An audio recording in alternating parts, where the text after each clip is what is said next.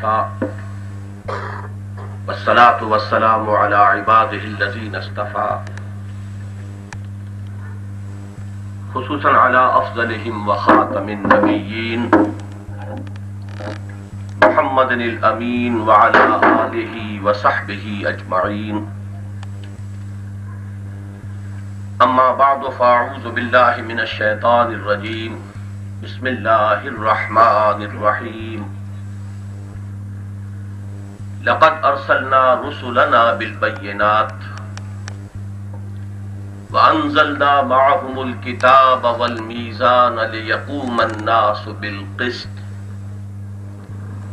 وأنزلنا الحديد فيه بأس شديد ومنافع للناس وليعلم الله من ينصره ورسله بالغيب إن الله قوي عزيز. صدق الله العظيم. رب اشرح لي صدري ويسر لي أمري واحلل عقدة من لساني يفقهوا قولي. اللهم ربنا ألهمنا رشدنا وأعذنا من شرور أنفسنا. اللهم أرنا الحق حقا وارزقنا اتباعه وأرنا الباطل باطلا وارزقنا اجتنابه. اللهم وفقنا لما تحب وترضى. اللهم وفقنا أن نجاهد في سبيلك بأموالنا وأنفسنا. اللهم ارزقنا شهادة في سبيلك. آمین یا رب العالمین. معزز حاضرین اور محترم خواتین، مجھے آج جس موضوع پر اظہار خیال کرنا ہے وہ بہت طوالت طلب ہے، جبکہ ہمارے پاس وقت بہت محدود ہے، خصوصاً اس وجہ سے کہ یہاں بہت سے احباب وہ ہیں جو کراچی کی بہت دور دراز کی آبادیوں سے تشریف لائے، اور وہاں آپ کو معلوم ہے کہ کرفیو کی لمیٹیشن اس وقت ایسی ہے کہ ایک خاص وقت تک ہمیں اپنے اس اجتماع کو ختم کرنا ضروری ہے تاکہ وہ لوگ واپس کرفیو کے اوقات کے شروع ہونے سے پہلے پہلے اپنی آبادیوں تک پہنچ جائیں. لہذا میں پوری کوشش کروں گا کہ بات مختصر ہو، جامع ہو، اور اس میں تکرار کم سے کم. ویسے بھی میں یہ سمجھتا ہوں کہ جس نوع کی آڈینس اس وقت مجھے میسر ہے، ظاہر بات ہے کہ یہ اس طرح کی آبادی نہیں ہے کہ جہاں کچھ بغیر پڑھے لکھے لوگ بھی کثیر تعداد میں اجتماع میں آ گئے ہوں. وہاں یقیناً چاہے وہ جو ایک مصرع ہے کہ بزم میں اہل نظر بھی ہیں تماشائی بھی، خواہ کتنے ہی اہل نظر موجود ہوں، لیکن یہ کہ بہرحال عوام کا بھی لحاظ رکھنا ضروری ہوتا ہے کہ وہ یہ محسوس نہ کریں کہ بات صرف ان کے سروں پر سے گزر رہی ہے.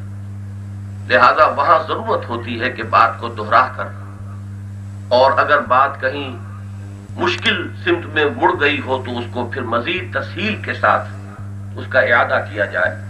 میں یہ سمجھتا ہوں کہ آج مجھے یہ سہولت حاصل ہے کہ اس کی کوئی زیادہ ضرورت مجھے نہیں ہے. البتہ مجھے آپ حضرات سے تعاون درکار ہوگا کہ پوری توجہ کو مرتکز کیجیے اور جو بھی میں عرض کر رہا ہوں اس پر غور فرمائیے. میں بھی کوشش کروں گا کہ اس ترتیب کے ساتھ بیان کروں کہ وہ آپ کے ذہن نشین ہو جائے، لیکن یہ کہ آپ بھی اس کے لیے ایک کانشس ایفرٹ اگر کریں گے تو انشاءاللہ ہماری یہ مشترک کوشش جو ہے وہ نتیجہ خیز ہوگی. آپ کو معلوم ہے کہ میری گفتگو کا عنوان ہے سیرت نبوی علی صاحب الصلاۃ والسلام کا انقلابی پہلو. میں نے اس موضوع پر اس سے پہلے مختلف مقامات پر گفتگویں کی ہیں، لیکن آج میں 6 سوالات پہلے سے معین کر کے آپ کے سامنے رکھ دینا چاہتا ہوں کہ جن کا مجھے مختصراً جواب دینا ہے، تاکہ آپ کے سامنے بھی وہ بات رہے کہ اس مسئلے پر کس کس پہلو سے گفتگو ہونی. یہ اندازہ بھی آپ کو ہو جائے گا کہ ہم کہاں تک پیش رفت کر چکے ہیں اور ابھی کتنا مضبوط باقی ہے۔ پہلا سوال یہ ہے کہ انقلاب کے معنی کیا ہے؟ ایک لفظ ہے کہ جو اب بہت زیادہ زبانوں پر آ رہا ہے، قلم پر آ رہا ہے۔ کوئی زیادہ عرصہ نہیں ہوا یہ لفظ ماضی قریب میں انٹروڈیوس ہوا ہے ہماری ووکیبلری میں، اسلامی انقلاب۔ خاص طور پر ایران کی جو تبدیلی تھی اس کے بعد سے یہ لفظ پوری دنیا میں بہت ہی اہتمام کے ساتھ اور شد و مت کے ساتھ استعمال ہوا ہے، تو ہمیں سمجھنا چاہیے کہ اس سے مراد کیا ہے۔ دوسرا سوال، آیا نبی اکرم صلی اللہ علیہ وسلم نے واقعتاً کوئی انقلاب برپا کیا، یا یہ بھی ہماری ایک مرغوب ذہنیت کا مظہر ہے کہ جس لفظ کا دنیا میں چلن ہو جائے ہم اس مرغوب ذہنیت کے ساتھ کوشش کرتے ہیں کہ اسے اپنے ہاں دکھائیں کہ یہ چیز ہمارے ہاں پہلے سے موجود تھی۔ آپ کو یاد ہوگا جب نازیزم اور فاشزم کا دورہ تھا یورپ میں، تو ہمارے ہاں کچھ لوگوں نے کہنا شروع کیا کہ یہ عین اسلام ہے، دیکھیے خلفاء کا جو اختیار ہوتا تھا کتنا ہوتا تھا، ڈکٹیٹرشپ عین اسلام ہے۔ جمہوریت کا چرچا ہوا تو ہمارے ہاں بھی کہا گیا ہے جمہوریت عین اسلام ہے، اسلام نے تو 1400 برس پہلے جمہوریت دے دی تھی۔ سوشلزم کا چرچا ہوا تو کہا گیا سوشلزم عین اسلام ہے۔ یقیناً بعض لوگوں نے یہ بات سمجھ کر کہی ہوگی، لیکن اکثر و بیشتر اس کی پشت پر ایک مرغوب ذہنیت ہے، وہ مرغوب ذہنیت جس کا کہ بڑے ہی لطیف انداز میں ذکر کیا ہے اکبر الہآبادی مرحوم نے، کہ چیز وہ ہے بنے جو یورپ میں اور بات وہ ہے جو پانیر میں چھپے۔ یہ ایک دور تھا کہ جس میں ہماری ایک اور خاص طور پر جو ہماری قوم کا اونچا طبقہ تھا اس میں یہ ذہنیت پیدا ہوئی۔ تو ہمیں دیکھنا کہیں ایسا تو نہیں ہے کہ ہم لفظ انقلاب اور ریولوشن اور فرنچ ریولوشن اور بولشوک ریولوشن اور چائنیز ریولوشن، اس ریولوشن کے لفظ سے کچھ بہت زیادہ مرغوب ہو کر ہم نے اسے اختیار کیا۔ تو بہت آبجیکٹیولی سمجھنے کی ضرورت ہے کہ آیا حضور نے واقعتاً انقلاب برپا کیا۔ نمبر 3، اگر اس کا جواب اس بات میں ہے کہ حضور نے انقلاب برپا کیا، تو آیا یہ از خود ہو گیا یا یہ کہ حضور اس پر مامور تھے بحیثیت رسول صلی اللہ علیہ وسلم؟ یہ تیسرا بہت اہم سوال ہے۔ چوتھا سوال جس کے بارے میں آج پہلے ہی عرض کر دوں کہ میں مختصر عرض کروں گا اس لیے کہ وہ بہت طوالت طلب ہے، لیکن آج مجھے چونکہ ان 6 باتوں کے بارے میں عرض کرنا ہے، لہذا اس کے بارے میں صرف اشاروں پر اکتفا کرنی ہوگی۔ وہ یہ کہ حضور نے وہ انقلاب کیسے برپا کیا، اس کی میتھوڈولوجی کیا تھی، اس کا طریقہ کار کیا تھا۔ پانچواں سوال جو مجھ سے اور آپ سے صرف علمی اعتبار سے نہیں عملی اعتبار سے متعلق ہے، وہ یہ کہ آیا یہ کام صرف حضور کے کرنے کا تھا یا امت کے ذمے بھی ہے، یہ کوئی فریضے کی حیثیت سے ہے؟ اگر ہے تو آخری سوال یہ کہ آیا اس کے لیے طریقہ کار بعین ہی وہ ہوگا جو حضور صلی اللہ علیہ وسلم نے آج سے 1400 برس قبل اختیار فرمایا تھا، یا اس میں کہیں حالات کی تبدیلی کی وجہ سے اجتہاد کی ضرورت ہے؟ اگر ہے تو وہ کیا ہے؟ اب آپ نے ان سوالات سے اندازہ کر لیا ہوگا کہ میرا کام خاصا مشکل ہے، اسی لیے میں نے آپ سے ابتدا ہی میں تعاون کی درخواست کی ہے کہ توجہ کو مرتکز رکھیے، میں بھی کوشش کروں گا کہ بات مختصر ہو۔ پہلی بات یہ کہ انقلاب کے معنی کیا ہے، لفظی اور اصطلاحی۔ لفظاً انقلاب کے معنی ہے بدل جانا، قلب ماہیت، کسی شے کا کی اصل ایسنس کے اندر تبدیلی ہو جائے، جسے آپ کہتے ہیں ایسنشل چینج، بنیادی تبدیلی، اسے قلب ماہیت کہتے ہیں۔ اور باب انفعال میں لفظ بنا انقلاب، خود بدل جانا، یہ اس کے لفظی معنی ہے۔ اب اس لفظی معنی کے اعتبار سے دنیا کی ہر تبدیلی کے ساتھ یہ لگ جاتا ہے، ذہنی انقلاب، فکری انقلاب، اخلاقی انقلاب، صنعتی انقلاب، معاشرتی انقلاب، جو بھی چیز ہو اس کے ساتھ اس کو جوڑ دیے وہ انقلاب بن جائے گا۔ لیکن یہ تو ہے اس کا لفظی استعمال۔ اصطلاحاً انقلاب کے معنی کیا ہے؟ اصطلاحاً انقلاب کا اطلاق ہوتا ہے انسان کی جو اجتماعی زندگی ہے جس کے 3 گوشے ہیں: معاشرتی زندگی، معاشی زندگی اور پھر سیاسی زندگی۔ انفرادی زندگی میں اس کے عقائد، نظریات، اس کے عبادات کے طور طریقے، اس کے سوشل کسٹمز، یہ ہے جسے آپ عام طور پر کہتے ہیں کہ یہ پرسنل لا سے متعلق چیزیں ہیں۔ اور آج بھی دنیا میں تصور یہ ہے کہ ان چیزوں میں ہر شخص کو آزادی ہونی چاہیے، ہر شخص فری ہو کہ جو چاہے بلیو کرے، ایک خدا کو مانے، 1000 کو مانے۔ He must be free to believe anything he likes۔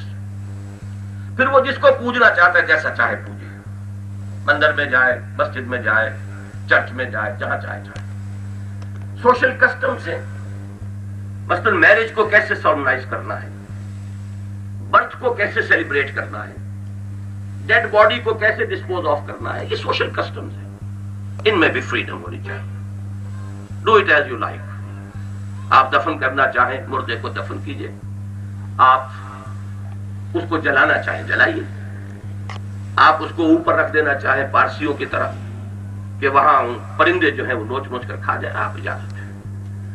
یہ 3 چیزیں وہ ہیں جنہیں ہمیشہ سمجھا گیا ہے کہ یہ پرائیویٹ افیئر ہے انڈیویجولز کا، اور انہیں اس میں اجازت ہونی چاہیے۔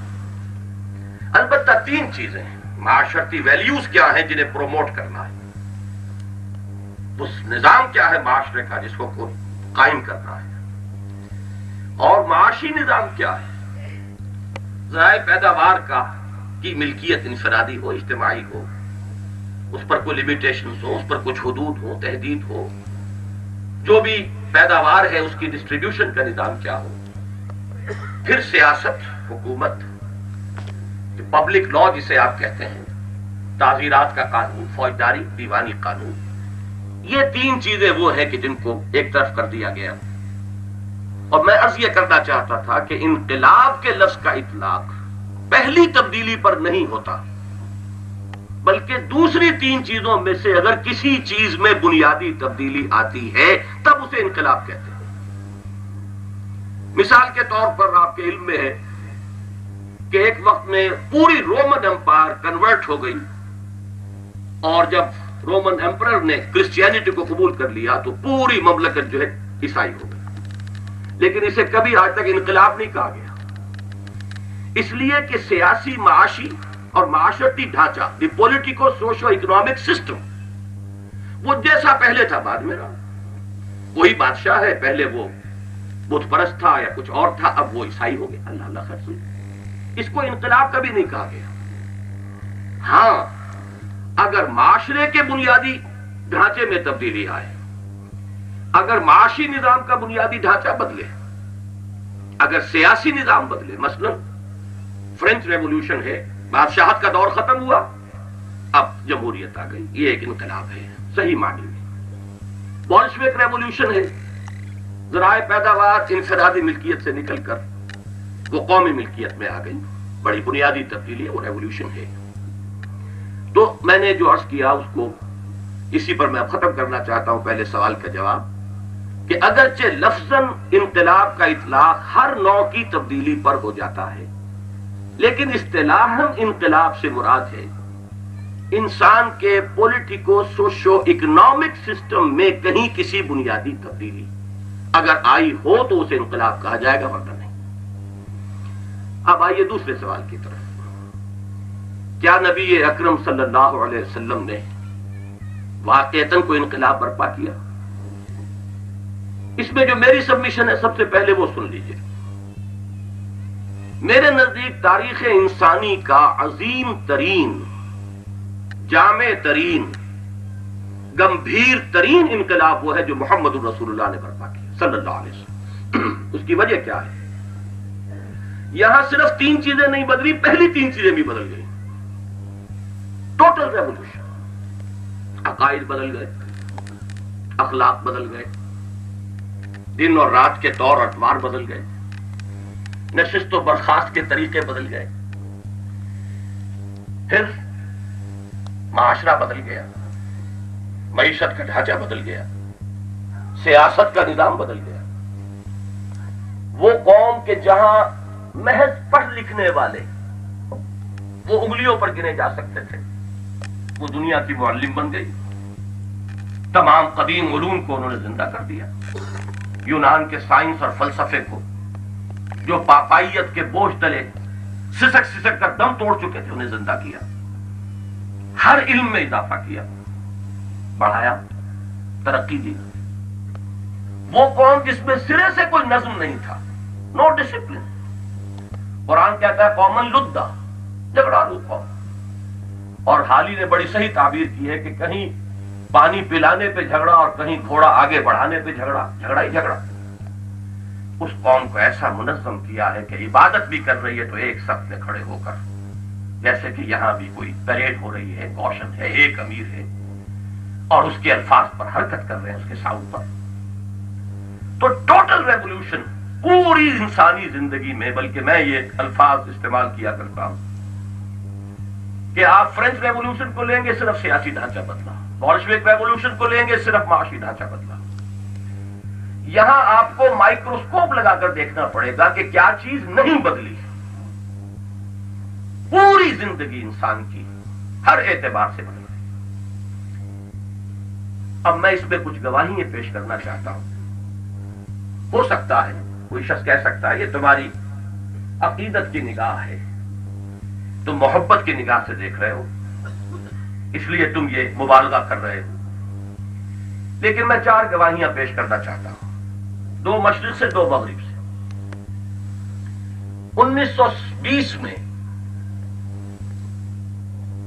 ایک تقریر کی تھی ایم این رائے نے، بہت سے حضرات واقف ہوں گے، کمیونسٹ انٹرنیشنل کا ایک بہت اہم فرد، اور جو بھی انقلابی اس بر عظیم پاک و ہند نے پیدا کیے ہیں ان میں چوٹی کے انقلابی لوگوں میں اس کا نام ہے. ہسٹوریکل رول آف اسلام کے نام سے اس نے کتاب لکھی، لیکچر دیا تھا بریڈلے ہال لاہور میں، لیکن پھر یہ کہ وہ کتابی شکل میں چھپی. اس کو اگر آپ پڑھیں تو اس نے جس طریقے سے تسلیم کیا ہے کہ تاریخ انسانی کے عظیم ترین انقلابی رہنما محمد تھے صلی اللہ علیہ وسلم. اور میں نے نہیں دیکھا کسی بھی مسلمان کے قلم سے وہ الفاظ نکلتے ہوئے جو باتیں اس نے کہی. انہوں نے کہا کہ اگرچہ ملٹری کانکویسٹ کا جہاں تک تعلق ہے، عسکری فتوحات تو دنیا میں بہت ہوئی ہیں، لیکن یہ ہے کہ یہ معاملہ عسکری فتوحات کا نہیں تھا.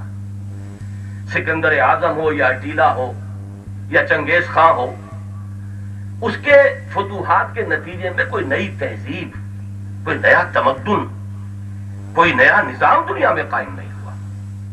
جبکہ یہ جو فینومینن ہے کل نصف صدی، 22 برس میں عرب میں انقلاب کی تکمیل اور 24 برس میں پھر وہ فرام آکسس ٹل اٹلانٹک اس انقلاب کا پھیلاؤ اور ایکسٹینشن. وہ کہتا ہے کہ اس کے جلو میں علم آیا، روشنی آئی، تہذیب آئی، تمدن آیا. پوری دنیا کے اندر جو ہے ایک نیا دور جو ہے بیداری کا اور علم کا، علوم اور فنون کے پھر بوم کا دور آیا ہے. تو دنیا میں اس کی کوئی مثال موجود نہیں، اور عظیم ترین انقلابی رہنما ہے نوع انسانی کے محمد صلی اللہ علیہ وسلم. کتاب شاید کہیں مل جائے، کونے قدروں میں پڑی ہوئی کسی لائبریری میں دیکھیے، اسے ضرور پڑھیے. دوسری گواہی اسی بر عظیم پاک و ہند سے. آپ کے علم میں ہے 1935 کا ایکٹ، پھر 36 کے الیکشنز.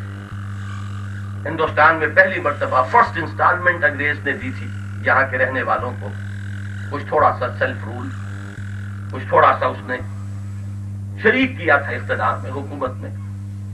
مسلم لیگ نے چونکہ بائیکاٹ کیا تھا 36 کے الیکشنز کا، لہذا پورے ہندوستان میں کانگریس کی منسٹریز بنی. 1937 میں گاندھی جی نے ایک مقالہ لکھا، ہریجن ان کا جو پرچہ تھا، جس میں انہوں نے کہا اپنے ان وزراء کو میسج دیا، میرا پیغام یہ ہے کہ آپ اپنے سامنے حضرت ابو بکر اور حضرت عمر کو مثال کے طور پر رکھیں. کیوں کہا یہ؟ میں نے غور کیا کہ آیا یہ دھوکہ تھا، فریب تھا. میرے سامنے یہ بات بھی آئی کہ ہندوستان کا ماضی بھی بالکل تاریخ تو نہیں رہا. بکرماجیت جیسا شہنشاہ یہاں رہا ہے، اشوک جیسا درویش یہاں رہا ہے. اگر ہمارے ہاں درویش اورنگزیب جیسے اور ناصر الدین محمود جیسے ہوئے ہیں، اشوک بھی رہا. اس کا نام کیوں نہیں پیش کیا؟ اس کی وجہ سامنے آئی کہ اصل میں ملوکیت کا دور اب ختم ہو چکا، یہ بادشاہ تھے۔ اب جو دور شروع ہو چکا ہے تاریخ انسانیت کا، اس میں بادشاہت اب، اگر آپ کو معلوم ہے برطانیہ کے جزیرے اور جاپان کے جزیرے میں تو وہ ایک طرح کا عجائب گھر ہے، وہ بادشاہ جس کو آپ کہیں، وہ نیشنل آرکیوز کی حیثیت سے وہ انہیں پریزرو کر رہے ہیں۔ اگر کہیں کو رہ گیا ہے تو وہ سعودی عرب وغیرہ ایماراتس میں آپ دیکھیں گے، ورنہ دنیا سے جا چکا۔ گیا دور سرمایہ داری گیا، وہ سرمایہ داری کا دور نہیں گیا تو کم سے کم بادشاہت کا دور تو گیا۔ اب اگر کوئی مثال بن سکتے ہیں تو وہ کہ جو عمر اور ابو بکر کی طرح جو عوام میں سے ہو، جو اپنی کسی عسکری قوت کی بنا پر حکومت میں نہ آئے بلکہ لوگوں کے مشورے سے آئے اور پھر وہ نشان بن جائیں عملی طور پر محمد الرسول اللہ صلی اللہ علیہ وسلم کے اس قول مبارک کا کہ سید القوم خادمہم۔ الفاظ تین ہیں، کہنے میں بڑے آسان ہیں، لیکن اس تین الفاظ کے اوپر پورا اترنا جو ہے یہ بڑا جان جوخم کا کام ہے۔ ابو بکر اور عمر نے وہ کام کر کے دکھایا۔ اب آئیے دو مثالیں میں ویسٹ سے دیتا ہوں۔ ایچ جی ویلز کا نام میں نہیں سمجھتا کہ یہاں ہوں گے معدود چند حضرات جو واقف نہ ہوں، اکثر لوگ واقف ہیں۔ سائنٹیفک فکشن میں اس کا ایک خاص مقام ہے، لیکن تاریخ پر اس نے دو کتابیں لکھی ہیں، short history of the world اور ایک concise history of the world. اس concise history of the world میں جب وہ حضور کے چیپٹر پر آیا ہے، پوری تاریخ لکھ رہا ہے نو انسانی کی، کیسے اگنور کرے گا؟ تو وہاں آ کر پہلی بات میں یہ عرض کر دوں کہ اس نے حضور کی سیرت پر بڑے رقیق حملے کیے ہیں۔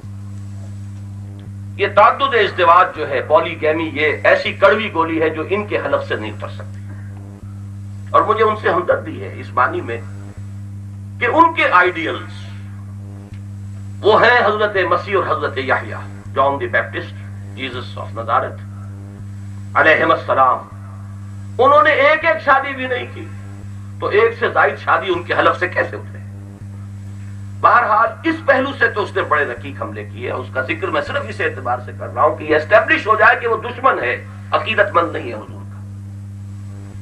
لیکن جب آیا ہے خطبہ حجۃ الوداع پر تو اس کا وہ پیسج وہ نقل کرتا ہے، لا فضل لعربی علی عجمی ولا لعجمی علی عربی ولا لأحمر على اسود ولا لأسود على احمر الا بالتقوى كلكم بنو آدم وآدم من تراب۔ میں نہیں سمجھتا کہ مجھے اس کے ترجمے کی ضرورت ہو۔ اس کے بعد جو الفاظ اس نے لکھے ہیں وہ ہیں اصل میں کہ جس کے لیے میں نے یہ وقت لیا آپ کا۔ وہ لکھتا ہے کہ جہاں تک سرمنز کا تعلق ہے، واعظ کا تعلق ہے، human freedom, fraternity and equality, یہ تین الفاظ نوٹ کیجئے اچھی طرح۔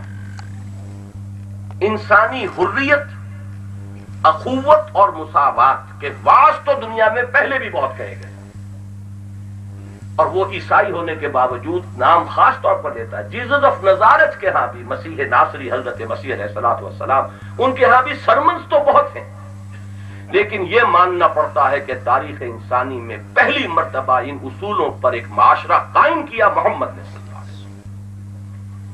میرے نزدیک یہ ہائیسٹ ٹریبیوٹ ہے، اور ہے بھی ایک دشمن کی طرف سے۔ الفضل ما شہدت به الاعداء، اصل فضیلت ہوتی وہ ہے جس کا کہ اقرار دشمن کرے۔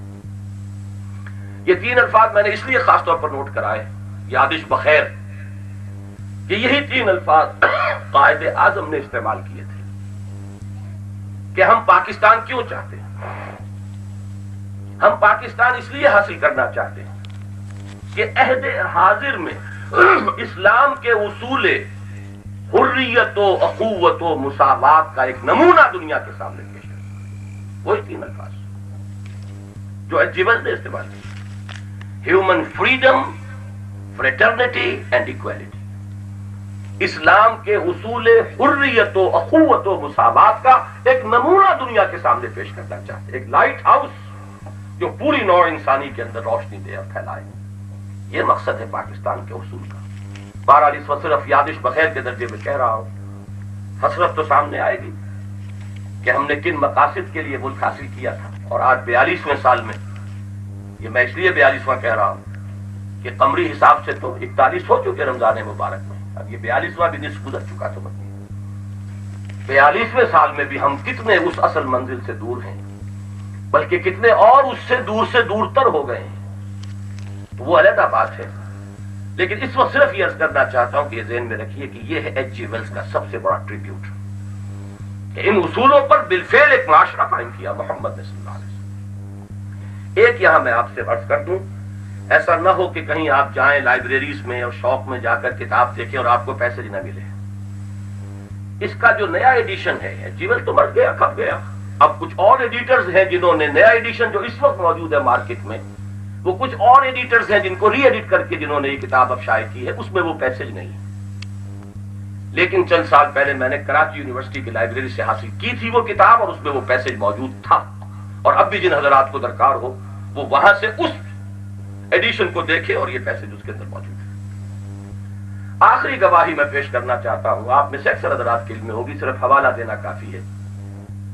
ڈاکٹر مائیکل ہارٹ کی دی 100 10 سال پہلے کتاب چھپی، اور میں یہ سمجھتا ہوں کہ یہ ویسٹ سے سب سے بڑا ٹریبیوٹ ہے جو حضور صلی اللہ علیہ وسلم کو پے کیا گیا، کہ تاریخ پر اور عظیم شخصیات مشاہیر عالم ان کے اوپر کتابیں پہلے بھی لکھی گئی، لیکن یہ کہ یہ کتاب اس اعتبار سے یونیک ہے کہ اس نے پہلے تو سلیکشن کیا 100 شخصیات کا، دی موسٹ انفلوئنشل پرسنالٹیز، جنہوں نے تاریخ کے دھارے پر اثر ڈالا ہے، اس کے رخ کو موڑا ہے۔ پھر ان 100 میں گریڈیشن کی، a selection and gradation of the 100 most influential personalities in the history. Gradation میں ان میں عظیم ترین کون ہے، تاریخ کے اعتبار سے نہیں چلا وہ کہ پہلے وہ 1000 سال BC کے آدمی کو لاتا اور پھر 900 اور پھر استدلال، نہیں، اس نے یہ کہا عظیم ترین کون، اور نمبر 1 پر لا رہا ہے محمد رسول اللہ صلی اللہ علیہ وسلم کو۔ اور میں اس لیے ذرا تھوڑا سا مزید عرض کر دوں کہ میں نے جو تقسیم شروع میں کی تھی بالکل وہی تقسیم اس نے کی ہے۔ حضور کو نمبر 1 پر لا کر کہتا ہے کہ naturally I O an explanation. عیسائی ہے، امریکہ میں کتاب چھپ رہی ہے، حضرت مسیح کو نمبر 3 پر لے گیا ہے، حضور کو نمبر 1 پر لے آیا ہے، تو بہرحال اسے توجیہ تو کرنی ہے۔ اس نے کہا میں نے یہ اس لیے کیا، this is because he is the only person. یہ دی اونلی کو اچھی طرح اپنے ذہن میں انڈر لائن کر لیں، دی only person supremely successful in both the religious and the secular fields. دیکھیے یہ وہ تقسیم تھی جو میں نے کی تھی، کہ اس وقت جو دنیا کا عام ذہن ہے وہ یہ ہے کہ انسانی زندگی 2 حصوں میں منقسم ہے، مذہب کا تعلق پہلے حصے سے ہے، دوسرے حصے سے نہیں ہے۔ ایک مذہبی حصہ ہے، ایک سیکولر حصہ ہے۔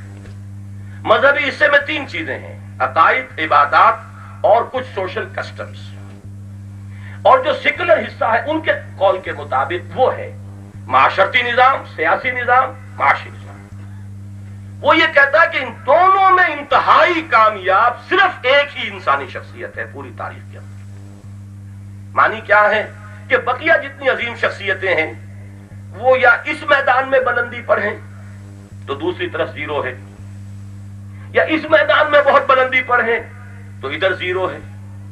مثلا حضرت مسیح اور گوتم بدھ مذہب و اخلاق کے میدان میں کہا، لیکن سلطنت اور حکومت کے میدان میں 0۔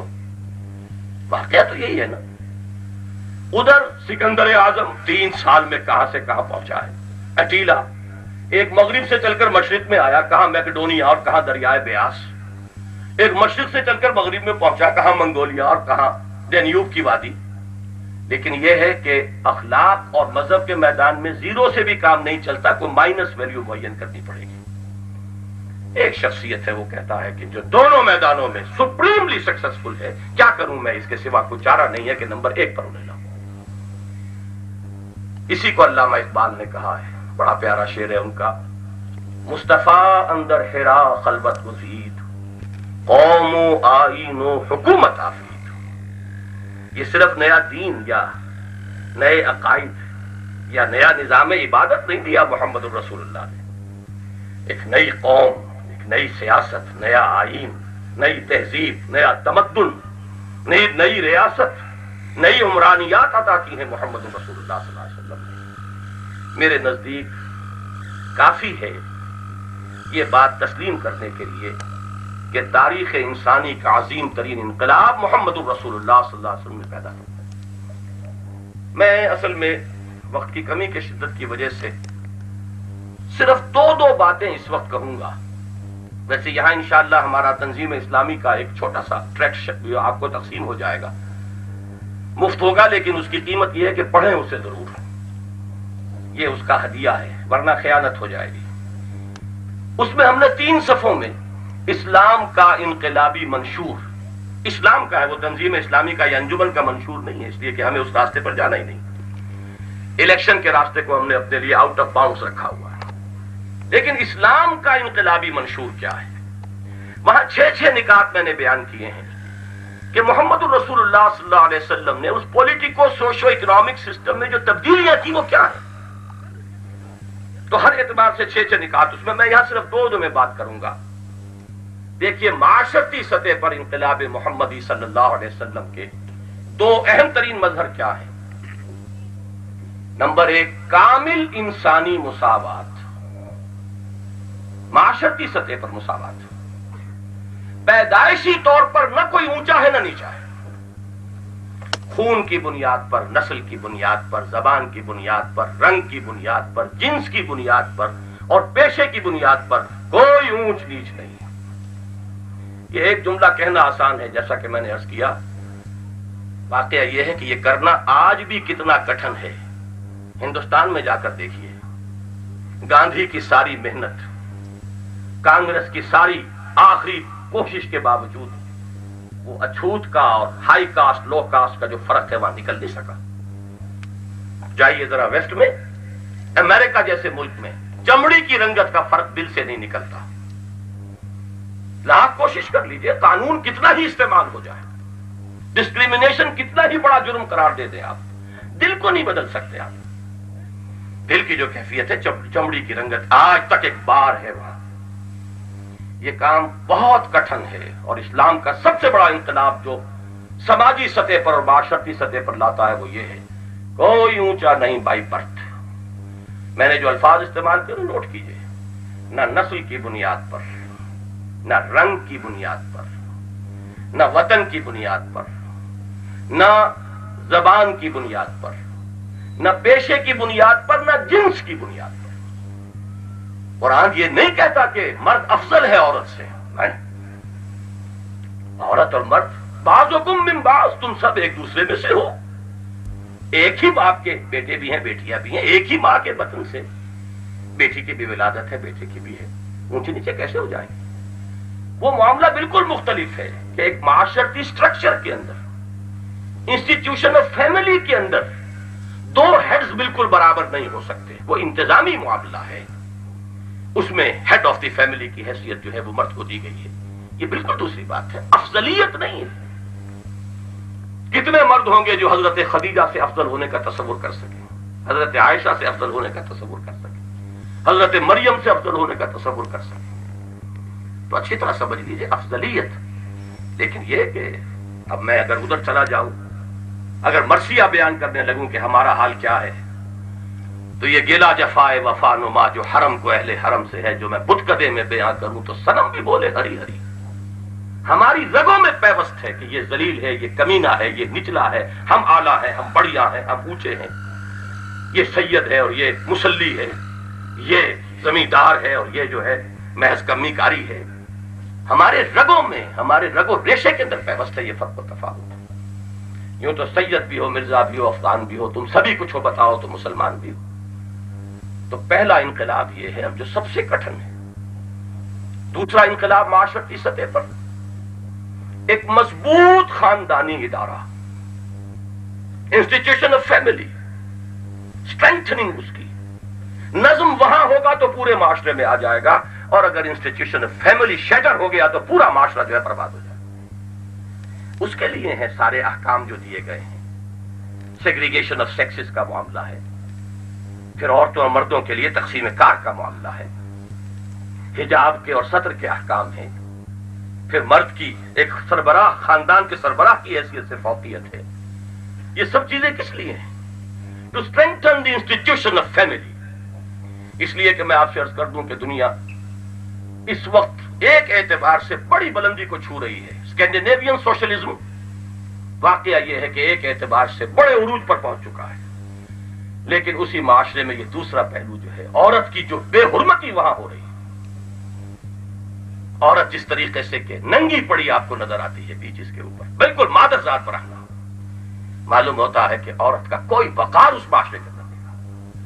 فیملی کا ادارہ ختم ہو چکا ہے. اور آپ کو معلوم ہونا چاہیے انسان کو سکون حاصل نہیں ہو سکتا.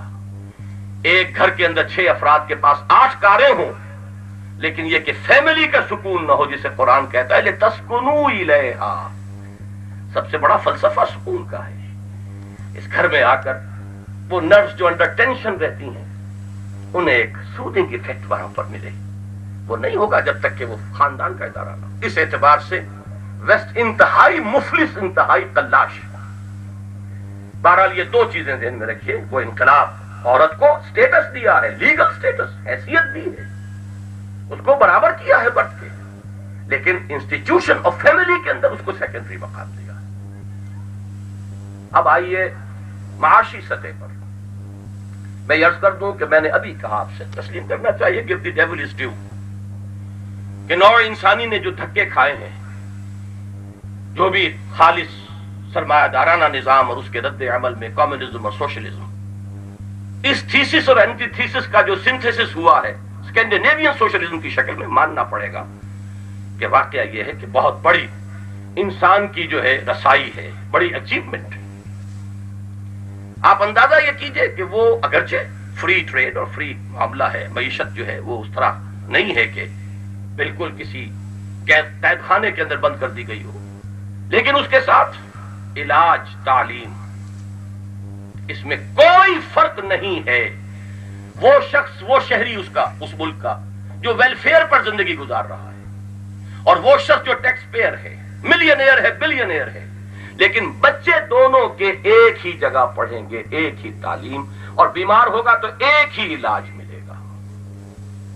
It's a big achievement. لیکن در حقیقت اسلام کا جو اگر آپ نظام غور کریں تو یہی چیز کہ ایک فری اکانومی کے ساتھ، جس میں انسینٹو بھی ہے، جس میں پرائیویٹ اونرشپ جو ہے اس کا بھی عمل دخل موجود ہے، اس میں وہ تمام چیزیں کہ جو پروڈکشن کو زیادہ کرنے والی ہیں ان سب کو برقرار رکھتے ہوئے پھر وہ نظام کفالت عامہ کہ ہر شہری کی بنیادی ضروریات کی ذمہ داری ریاست پر ہے.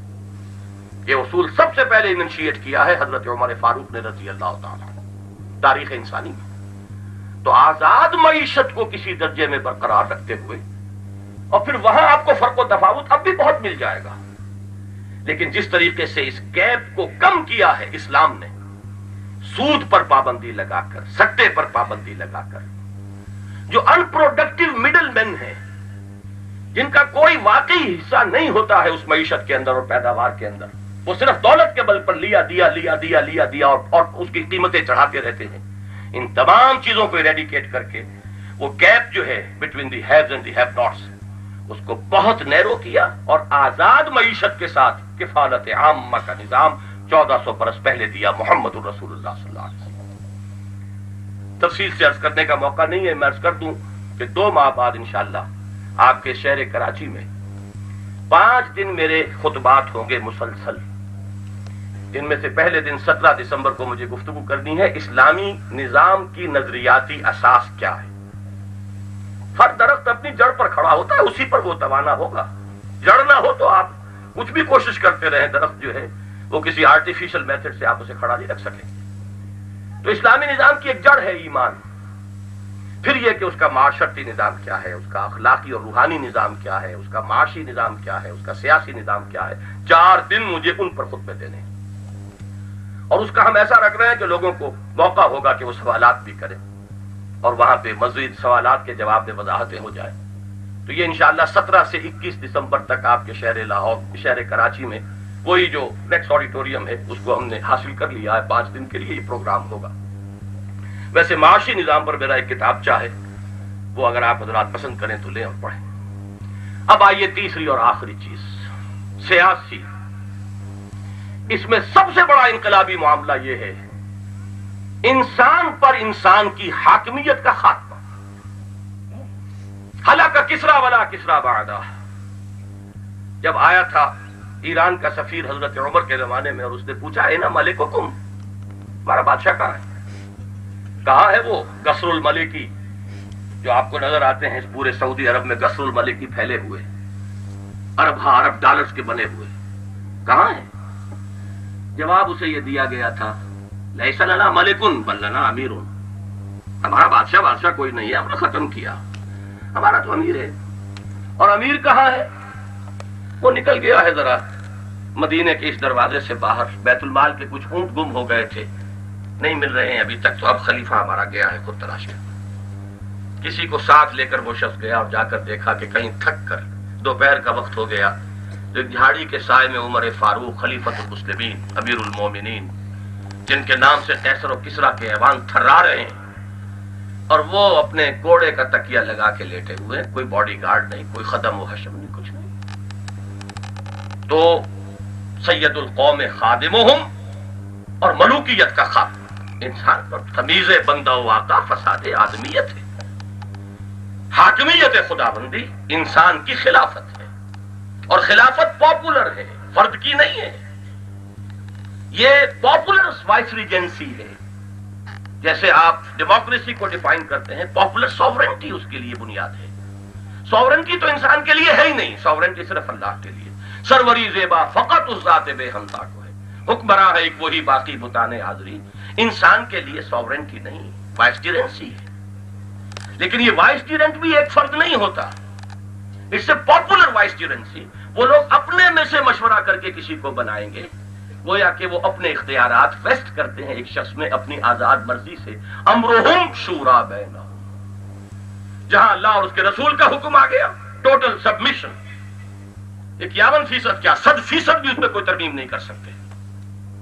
البتہ جہاں اللہ اور اس کے رسول کا واضح حکم نہیں ہے، یہ امرکم ہے۔ امرکم میں اصول کیا ہوگا؟ امرہم شورا بینہم، نو اتھارٹیرین سسٹم، بلکہ آپ اسے ریپبلکن کہیں، آپ باہمی مشورے سے معاملے چلاؤ۔ یہ ہے وہ نظام جو محمد الرسول اللہ صلی اللہ علیہ وسلم نے قائم کیا۔ اور میں اب اپنے ان سوالات میں سے تیسرے سوال کی طرف جا رہا ہوں۔ آیا یہ خود بخود ہو گیا، اتفاقاً ہو گیا، اچانک ہو گیا، یا یہ کہ محمد الرسول اللہ صلی اللہ علیہ وسلم اس پر مامور تھے؟ بڑا پرٹیننٹ کوسچن ہے، اور اس کا ہم سے تعلق ہوگا۔ پھر میری سبمیشن یہ ہے کہ محمد الرسول اللہ اس پر مامور تھے صلی اللہ علیہ وسلم۔ دو الفاظ مکی صورتوں کے ذہن میں رکھیے۔ سورہ مدثر بڑی ابتدائی صورت، ایک رائے تو یہ بھی ہے کہ شاید پہلی وحی یہی ہے، لیکن اجماع یہ ہے کہ پہلی وحی تو ہے سورہ علق کی ابتدائی آیات۔ البتہ یہ کہ پھر اس کے بعد جلد ہی یہ آیات نازل ہوئی، یا ایھا المدثر قم فانذر وربک فکبر، اے لحاف میں لپٹ کر لیٹنے والے کھڑے ہو جاؤ، کمر کس لو، اب اپنی جد و جہد کا آغاز کرو۔ اقبال نے بڑا پیارا شعر کہا ہے، لاکھ حکیم سر بجیب ایک کلیم سر بکف۔ اب وہ سر بجیب ہونے والا مرحلہ ختم ہوا، سر بکف ہو جاؤ، غور و فکر سوچ بچار کا دور ختم ہوا، میدان عمل میں آؤ۔ کرو کیا؟ پہلا قدم انذار، فانذر، خبردار کرو انہیں کہ مرنے کے بعد تمہیں اپنے رب کے حضور میں حاضر ہونا ہوگا۔ You will have to face the grand accountability of the day of judgment. There's no escape. کوئی مفر نہیں، این المفر کلا لا وزر الی ربک یومئذ المستقر۔ یہ ہے انذار۔ اور دوسرا حکم کیا ہے؟ وَرَبَّكَ فَكَبِّرْ، اپنے رب کی کبریائی کرو۔ یہ صرف اللہ اکبر کہنے کا حکم نہیں تھا، تکبیر کے معنی صرف اللہ اکبر کہنا نہیں ہے۔ یہی ہماری بدقسمتی ہے کہ ہم نے چیزوں کے تصورات کو بدل دیا۔ تکبیر کے لفظی معنی کسی چیز کو بڑا بنانا، میگنیفائی کرنا، تصغیر کے معنی چھوٹا بنانا، کتاب سے کتابچہ اس میں تصغیر ہے۔ تکبیر اس کے برعکس بڑا کرنا، بڑا بنانا۔ اللہ کو بڑا بناؤ، کیا معنی؟ وہ بڑا تو ہے، اس کی بڑائی مانی نہیں جا رہی۔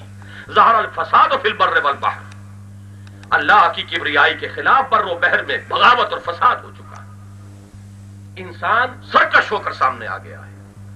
کہیں انفرادی حیثیت سے فرعون اور نمرود ہے تو کہیں اجتماعی حیثیت سے ایک قوم دوسرے قوم کے اوپر حاکم بن کر بیٹھ گئی. کہیں عوام خود اپنے اوپر حکومت کے دعوے دار بن گئے. یہ بغاوت ہے. اب رب کی کبریائی وہ نظام برپا کرو جس میں اس کی کبریائی اسٹیبلش ہو. لِتَكُونَ كَلِمَةُ اللَّهِ الْعُلْيَا، تاکہ اللہ ہی کی بات سب سے اونچی ہو. اسی کو سورہ بنی اسرائیل کے آخری لفظ میں کہا وَكَبِّرْهُ تَكْبِيرًا، اس کی تکبیر کرو جیسے کہ اس کی تکبیر کا حق ہے. صرف کہہ دینے سے تو بات پوری نہیں ہوئی. یہ کراچی شہری ہے نا جس میں مقدمہ چلا تھا مولانا ابوالکلام آزاد اور مولانا محمد علی جوہر، مولانا حسین احمد مدنی رحمہم اللہ. خالق دینا حال ابھی موجود ہے. بغاوت کا مقدمہ کس بات کی بغاوت؟ انہوں نے یہی کہا تھا، برملا کہا تھا کہ ہم باغی ہیں، ہم اللہ کے سوا کسی اور کی حکومت تسلیم کرنے کو تیار.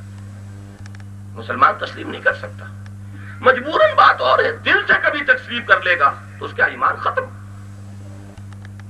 ایک مجبوری ہے، بات دوسری.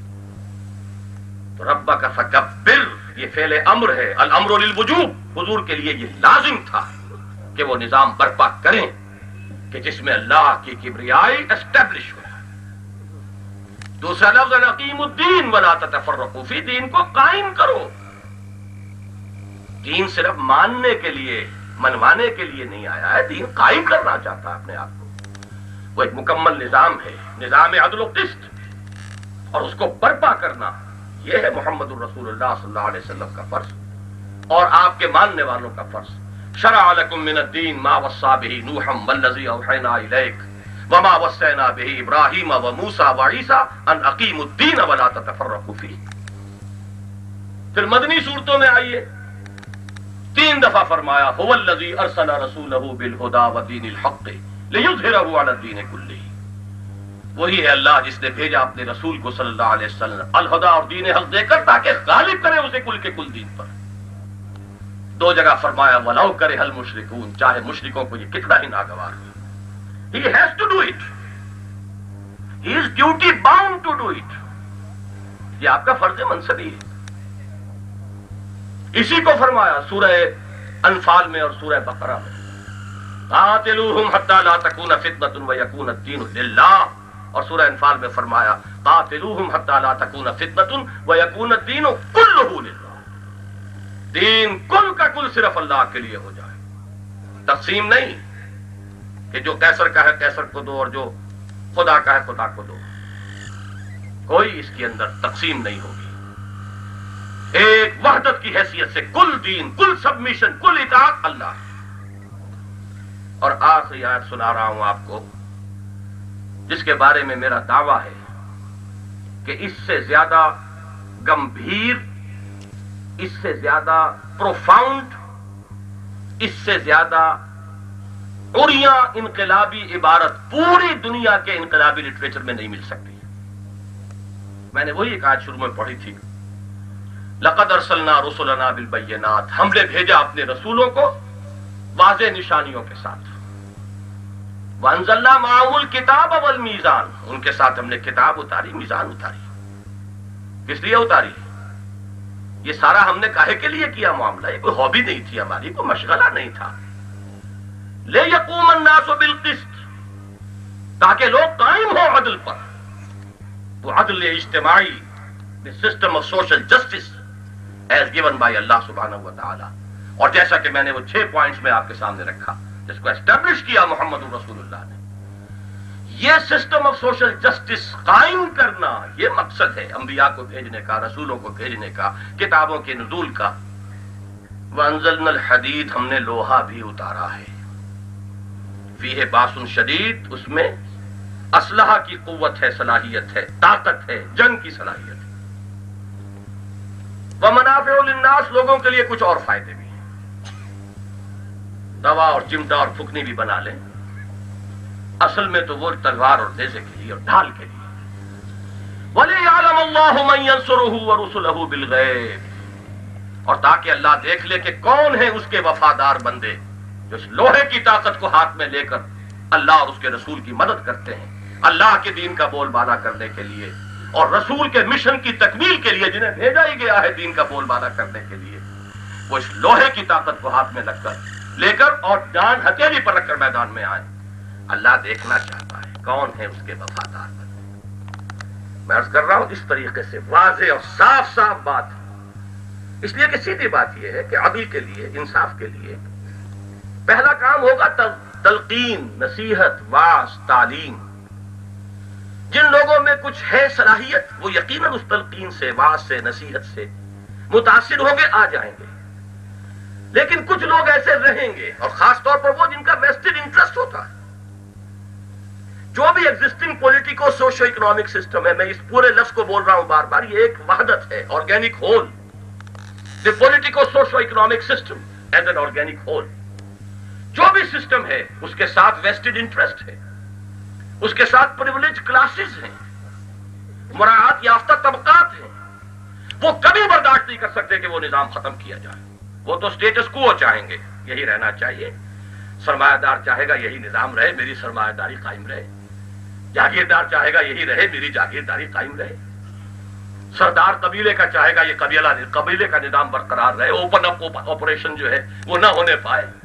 وہ اسکول جو ہے پرائمری اسکول نہیں کھولنے دے گا اپنے ہاں، اپنے بچوں کو بھیج دے گا یورپ پڑھنے کے لیے، لیکن اپنے علاقے میں پرائمری اسکول نہیں کھولنے دے گا کہ اگر انہیں ہوش آ گئی تو میری سرداری کہاں رہ جائے گی، میرے ٹھاٹھ، میرے عیش کہاں رہ جائیں گے۔ لہذا وہ تمام قوتیں جو ہیں، وہ جو اقبال نے کہلوایا ہے ابلیس کی مجلس شورا میں ابلیس سے کہ نظام کہنا کے پاس بانو یہ معرض انقلاب میں ہے، گارڈ اپ یور لائنز، اپنی قوتوں کو مجتمع کرو، اور یہ سیلاب آ رہا ہے جو تمہارے مفادات کو بہا کر لے جائے گا، رجسٹ کرو۔ ایسے لوگوں کا علاج سوائے طاقت کے اور کوئی نہیں۔ لہذا انقلاب کے پروسیس کو جان لیجئے کہ وہ صرف تلقین اور وعظ اور نصیحت اور تبلیغ سے نہیں ہوتا۔ اگر ہو سکتا ہوتا تو محمد الرسول اللہ والذین معہ، ان کے ہاتھ میں کبھی آپ تلوار نہ دیکھتے۔ وہ طاقت استعمال کرنی پڑتی ہے۔ بہرحال میں نے یہ عرض کیا، اس آیت کو 5ویں آیت کی حیثیت سے ٹانک لیجئے۔ میرے نزدیک محمد الرسول اللہ صلی اللہ علیہ وسلم انقلاب برپا کرنے پر اور اس politico socio economic system of justice کو قائم کرنے پر یہ مامور تھے اپنے فرض منصبی کی حیثیت سے، آپ کے ذمہ تھا کہ یہ کام کریں، اینڈ ہی ڈیڈ اٹ۔ ایک نقطے کا یہاں اضافہ کرنا چاہوں گا، حضور نے جو یہ کام کیا، سابقہ رسولوں کی سرگزشت سے ایک بڑا فنڈامنٹل ڈفرنس آپ کو نظر آئے گا۔ وہاں قدم قدم پر معجزے ہوتے تھے، یہاں آپ کو معجزہ بہت شاذ نظر آئے گا۔ حصی معجزہ تو دیا ہی نہیں گیا حضور کو، حصی معجزہ جو آنکھوں سے دیکھا جا سکے۔ ایک شق القمر ہے، وہ بھی دعوے کے ساتھ نہیں تھا، وہ اچانک ایک گھاٹی کے اندر معاملہ ہوا ہے اور وہ واقعہ ہو گیا۔ ورنہ جو ڈیمانڈ تھی ان کی کہ یہ کر کے دکھائیں، یہ کر کے دکھائیں، یہ کر کے دکھائیں، کوئی ڈیمانڈ ان کی قبول نہیں کی گئی۔ جبکہ حضرت صالح سے مطالبہ کیا گیا کہ اسی چٹان میں سے گابھن اونٹنی برآمد ہو جائے، وہ ان کا مطالبہ پورا کیا گیا۔ حضرت موسیٰ علیہ السلام کی اسٹرگل میں قدم قدم پر آپ دیکھتے ہیں معجزہ۔ راستہ رک گیا ہے تو ایک ضرب سے سمندر پھٹ گیا، نکل جاؤ۔ پانی نہیں رہا تو ایک ضرب سے 12 چشمے، کہ 12 قبیلے جھگڑے بھی نہ، کہیں پانی پینے پلانے پہ جھگڑا نہ ہو جائے۔ فانفجرت منہ اثنتا عشرۃ عینا، بھوک لگی ہے تو من و سلوى نازل ہے، دھوپ ستا رہی ہے تو ظللنا علیکم الغمام۔ ان تمام کے آپ کانٹیکسٹ میں دیکھیے، محمد الرسول اللہ صلی اللہ علیہ وسلم کی اسٹرگل خالص زمین پر قدم بقدم چل کر۔ اہم ترین نقطہ اس کا یہ ہے، it was the out come of and result of human effort, محنت، کوشش، جد و جہد، قربانی، ایثار، مارے کھائیں، جانے دیں، گھر بار چھوڑے، خون دیا۔ حضور صلی اللہ علیہ وسلم کا اپنا مقدس خون بہا ہے، وہ طائف کی وادی میں بھی جذب ہوا ہے اور دامن احد میں بھی جذب ہوا ہے، اس کے بغیر نہیں ہوا۔ یہ بہت اہم نقطہ ہے سیرت النبی کے سلسلے میں صلی اللہ علیہ وسلم۔ اس کی وجہ کیا ہے وہ آگے چل کر میں بیان کروں گا۔ اب چوتھی بات جس کے بارے میں نے عرض کیا تھا کہ میں اس وقت اس تفصیل میں نہیں جا سکتا، میں اس وقت صرف 2 حصوں میں اسے تقسیم کر کے بیان کروں گا۔ دعوت، تربیت، تنظیم، ان کے نتیجے میں ایک قوت، انسانی قوت، ہیومن پوٹینشل. میں یہاں آپ سے عرض کر دوں، میرا ایک دعویٰ ہے، انقلاب کے پروسیس کو اگر آپ نے کہیں سمجھنا ہو تو ایک ہی سورس ہے، اور وہ سیرت النبی ہے صلی اللہ علیہ وسلم. ٹوٹل ریولوشن صرف ایک میں بیان کر چکا. ایک لائف سپین میں صرف ایک ریولوشن مکمل ہوا، 22 برس میں مکمل. فرد واحد سے بات شروع ہو رہی ہے، اور 22 کہاں 20 برس کے اندر انقلاب عرب کے اندر مکمل ہو گیا. سن 8 ہجری میں تکمیل ہو چکی ہے فتح مکہ اور طائف کے بعد. 20 ایئرس. ذرا غور کیجئے، ہمیں 42واں سال جا رہا ہے. ایک وہ ہیں جنہیں تصویر بنا آتی ہے، ایک ہم ہیں کہ لیا اپنی بھی صورت کو بگاڑ. وہ دولت ہو چکا، وہ ہے ہی نہیں اب جو تھا. وہ پاکستان دیٹ واز ہے، یہ تو واٹ ریمینز آف پاکستان ہے. اور دنیا میں جو کچھ اس کے چرچے ہیں، Pakistan is at the brink of balkanization, Pakistan is still in search of an identity. یہ تبصرے ہیں. سن تو صحیح، جہاں میں ہے تیرا فسانہ کیا. اور خدا نہ خواستہ اگر والکینو دوبارہ سندھ کا پھٹا تو کیا ہوگا، یہ اللہ ہی بہتر جانتا ہے. بہرحال وہ سیاسی بات ہو جائے گی، میں ادھر اس وقت نہیں جانا چاہتا. تو یہ سوچئے کہ 20 برس میں ایک انقلاب کی تکمیل، تاریخ میں اس کی کوئی مثال ہے ہی نہیں. کئی جنریشن لگتی ہیں. مارکس نے فکر دیا، انقلاب برپا کیا. لینن نے روس میں. مارکس تو کسی ایک گاؤں کے اندر بھی وہ نظام نہیں قائم کر سکا. والٹیئر اور روسو نے فکر دیا، انقلاب برپا کیا. اوباش لوگوں نے، اس لیے نہایت بلڈی ریولوشن تھا وہ فرانس کا. اس لیے کہ جو اس کے اصل فکر دینے والے تھے وہ صرف قلم کے دھنی تھے، وہ میدان کے مرد تھے ہی نہیں کہ میدان میں آ کے لیڈ کرتے ہیں. یہاں معاملہ نظر آتا ہے کہ ایک شخص فرد واحد سے دعوت کا آغاز کرتا ہے. 4 افراد ایمان لائے، 1 + 4 5.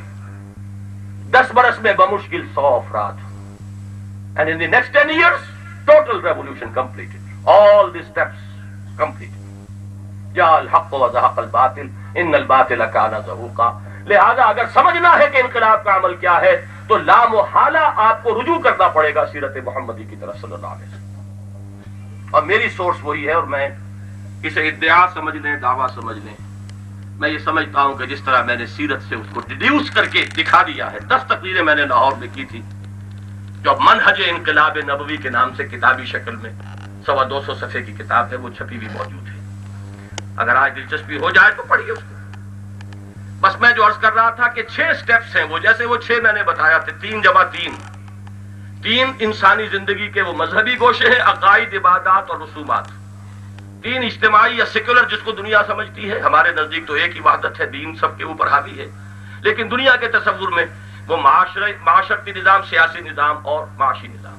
اسی طرح 3 × 3. دعوت، تنظیم، تربیت. اس کے نتیجے میں ایک قوت، حزب اللہ، ایک پارٹی، ایک جماعت. پھر ٹکراؤ کے بغیر انقلاب نہیں آتا. اگر یہ برا لگتا ہو تو گھر میں بیٹھے، پھر چلنے دے جو دنیا کے اندر چل رہا ہے نظام. آپ کو چھوٹا سا پودا بھی اکھیڑنا ہو تو اسے ہلانا پڑتا ہے. جڑیں نہیں چھوڑنے کو تیار ہوتا چھوٹا سا پودا، زور لگانا پڑتا ہے. جمایا نظام، اس کے ساتھ پریولیجڈ کلاسز، وہ حیوان سجے ہوئے، دیوان آراستہ و پیراستہ، ان کو ختم کرنا آسان کام. اس کے لیے تصادم، لیکن تصادم کے 3 مرحلے ہیں: passive resistance, active resistance, armed conflict. 8 برس مکے میں آرڈر آف دی ڈے یہ تھا: take all the persecution without any retaliation. No revenge, no retaliation. Passive resistance. اس کے بعد آیا اذن للذین یقاتلون بانہم ظلموا. اب تمہارے پاس اتنی طاقت ہے مسلمانوں، now you can challenge them. آنکھوں میں آنکھیں ڈال کر ان کو للکارو. اور اب تمہارے ہاتھ بھی کھول دیے گئے، اینٹ کا جواب پتھر سے دو. نتیجے میں armed conflict, 6 years long period of armed conflict. پہلی جنگ بدر 17 رمضان مبارک 2 ہجری. فتح مکہ 10 رمضان مبارک 8 ہجری. 6 years. اس میں جھولا ہے حالات نے. تلک الایام نداولها بین الناس. بدر میں 70 درشی مارے گئے قریش کے سردار، تو احد میں 70 صحابہ شہید ہو گئے. تلک الایام نداولها بین الناس. قرآن نے اس کے بارے میں کہا یہ تمہاری اپنی غلطی تھی، ہم نے تو تمہیں فتح دے دی تھی احد کے دامن میں. وَلَقَدْ صَدَقَكُمُ اللَّهُ وَعْدَهُ إِذْ تَحُسُّونَهُم بِإِذْنِهِ حَتَّىٰ إِذَا فَشِلْتُمْ وَتَنَازَعْتُمْ فِي الْأَمْرِ وَعَصَيْتُمْ مِن بَعْدِ مَا أَرَاكُم مَّا تُحِبُّونَ. ہم نے تو فتح دی تھی، تم گاجر مولی کی طرح کاٹ رہے تھے، لیکن پھر تم ڈھیلے پڑے، تم نے نظم کو توڑا، تم نے حکم کی خلاف ورزی کی. حضور کا حکم تھا 50 آدمی یہاں سے نہ ہلے، چاہے ہم سب کے سب شہید ہو جائیں. تم دیکھو کہ چیلیں اور کوے ہماری لاشوں کو نوچ کر کھا رہے ہیں. Even then you have not to leave this place. لیکن بہرحال وہ ایک علیحدہ بحث ہے، میں نے اس کی مفصل توجیہ کی ہے.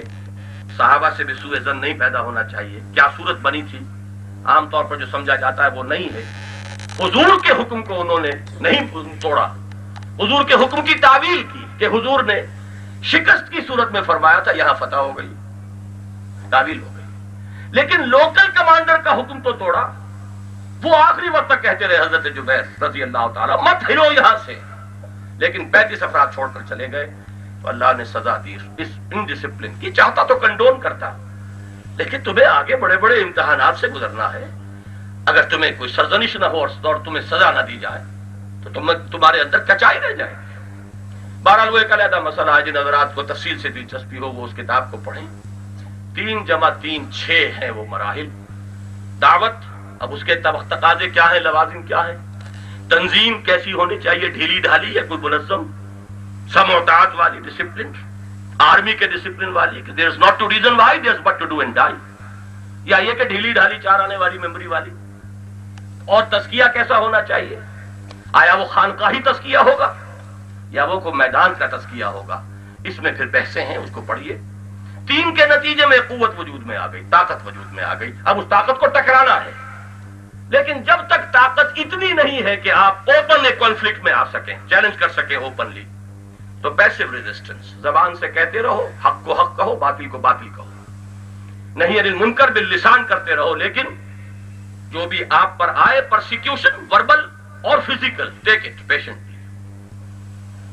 البتہ جب ہو جائے طاقت تو اب آؤ میدان میں، انہیں چیلنج کرو، ایکٹیو ریزسٹنس، آگے بڑھو یا وقت کی رفتار روک دو. اور اس کے بعد آخری مرحلہ ہے آرمڈ کانفلکٹ، مسلح تصادم. اب ظاہر بات ہے جب یہ مرحلہ آ جائے گا تو یا تخت یا تختہ، نو تھرڈ پاسبلٹی. جب وہاں آ گئے تو یا تو مناسب تیاری کے بعد قدم اٹھایا تھا تو کامیابی ہو جائے گی، پری میچورلی کر لیا تھا کچے پکے لوگوں کے ساتھ، نہ تنظیم تھی، نہ تربیت تھی، نہ تزکیہ تھا، تو ناکام ہو جاؤ.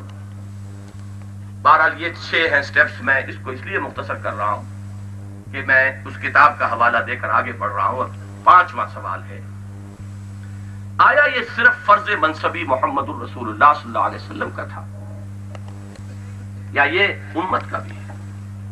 اس کو اچھی طرح سمجھنے کی ضرورت ہے، اس لیے کہ بہت سے لوگ، انسان جو ہے کام چوری کے لیے بہانے تلاش کرتا ہے، اپنی ذمہ داری سے بچنے کے لیے فلسفے تراشتا ہے. اس لیے کہ کسے پسند ہے، جگر کا شعر مجھے بہت پسند ہے، تپتی راہیں مجھ کو پکاریں، دامن پکڑے چھاؤں کھنیری. انقلاب کا راستہ پرصعوبت راستہ ہے، اسٹرگل، کانفلکٹ، سیکریفائس، اس کے بغیر انقلاب نہیں آتا. کمیونسٹ ریولوشن نہیں آتا اس کے بغیر، اسلامی کہاں سے آ جائے گا؟ حالانکہ کمیونسٹ ریولوشن کی تو اپیل جو ہے وہ آپ کے نفس کی اپیل ہے، روٹی کپڑا اور مکان. اسی لیے تو ایک وہ جو اقبال ہی نے کہا ہے ابلیس کی مجلس شورا میں کہ کیا امامان سیاست، کیا کلیسا کے شیوخ، سب کو دیوانہ بنا سکتی ہے میری ایک ہوں. وہ ہوں روٹی کپڑا اور مکان کی پوری قوم کو دیوانہ بنا گئی تھی کہ نہیں؟ اس لیے کہ وہ مادہ ہمارے اندر ہے، بارود تو ہے، صرف چنگاری دکھانی ہے نا. کس کا نفس جو ہے وہ ان چیزوں کی ضرورت کا اور احتیاج کا احساس نہیں رکھتا. لیکن روحانیت کے رخ پر ڈالنا، اخلاق کے رخ پر ڈالنا، ایمان کے رخ پر ڈالنا، یہ تو کہیں 100 گنا زیادہ مشکل کام ہے. یہ نفس کے تقاضوں والی بات نہیں ہے. اس میں ریوارڈ بھی ہے تو وہ ادھار ہے، آخرت کا ہے. جان نقد چاہیے یہاں اور اس کا بدلہ ادھار ہے، آخرت میں ملے گا. تو آسان کام نہیں. تو جان لیجئے کہ اس سے بچنے کے لیے بہت سے فلسفے اس وقت تراش لیے گئے. جو بھی میرا مطالعہ ہے قرآن حکیم کا، میں چند باتیں اس میں عرض کر رہا ہوں. کہ اس کی روح سے بالکل روز روشن کی طرح ہے کہ یہ کام ہمیں کرنا ہے. یہ امت کا فرض ہے، امت کے ذمے قرض ہے محمد الرسول اللہ صلی اللہ علیہ وسلم کا. دیکھیے سیدھی سیدھی بات ہے، ہم بڑے ہی فخر سے کہتے ہیں کہ حضور کو پوری نوع انسانی کے لیے مبعوث کیا گیا. قرآن کی نص ہے، وَمَا أَرْسَلْنَاكَ إِلَّا كَافَّةً لِلنَّاسِ بَشِيرًا وَنَذِيرًا. آپ کی بعثت ہے پوری نوع انسانی کے لیے. وَمَا أَرْسَلْنَاكَ إِلَّا رَحْمَةً لِلْعَالَمِينَ. وہ نظام عدل وہ صرف عرب والوں کے لیے نہیں تھا، پوری نوع انسانی کے لیے تھا. وہ بیڑیاں لوگوں کی کاٹنا، غلامیوں سے نجات دلانا، ظلم و ستم کے پنجوں سے نجات دلانا، یہ صرف عرب کے لیے تو نہیں تھا. وہ نظام عدل اجتماعی رحمت ہے، وہ رحمت تھا پوری نوع انسانی کے لیے. یہی وجہ ہے، بڑا پیارا جملہ مجھے یاد آ گیا، جب ایرانیوں سے جنگ شروع ہوئی ہے حضرت عمر رضی اللہ تعالیٰ عنہ کے زمانے میں، تو سعد ابن ابی وقاص سپہ سالار تھے رضی اللہ تعالیٰ عنہ، اور رستم کی طرف سے براہ راست جو ہے ایک سوال ان کے سامنے لایا گیا کہ یہ آپ لوگ کیوں ہم سے جنگ کر رہے ہیں، کیوں حملہ کیا؟ کوئی ڈسپیوٹ نہیں تھا، اور پہلے بھی آپ لوگ آتے تھے، ٹرائبل ریڈز کیا کرتے تھے، کچھ لوٹ مار کرتے تھے، چلے جاتے تھے. اب جو ہماری جان نہیں چھوڑ رہے، سبب کیا ہے؟ یہ ایچ جی ویلز نے بڑی تفصیل سے لکھا ہے کہ دنیا کا یہ بڑا اینشنٹ فینومینن ہے کہ سیٹلڈ سیویلائزیشن کے جو علاقے ہوتے تھے، ان کے آس پاس جو یہ نومیڈک جو سیویلائزیشنز ہوتی تھی، تو ان سے بار بار وہاں پہ حملے ہوتے رہتے تھے، لوٹ مار ہوتی تھی، وہی ان کا پیشہ تھا. تو عرب کرتے تھے پہلے بھی. تو اب کیا ہوا ہے؟ اس کا جواب حضرت سعد ابن ابی وقاص نے جو دیا ہے، ایک ایک لفظ یاد کرنے کے قابل ہے. فرمایا انا قد ارسلنا، اب ہم بھیجے گئے ہیں. پہلے ہم خود آتے تھے لوٹ مار کرنے کے لیے، اپنے نفس کے تقاضے پورے کرنے کے لیے، اب ہم بھیجے گئے. We are on a mission. اللہ نے بھیجا محمد کو صلی اللہ علیہ وسلم، محمد نے بھیجا ہمیں صلی اللہ علیہ وسلم. کس لیے بھیجا؟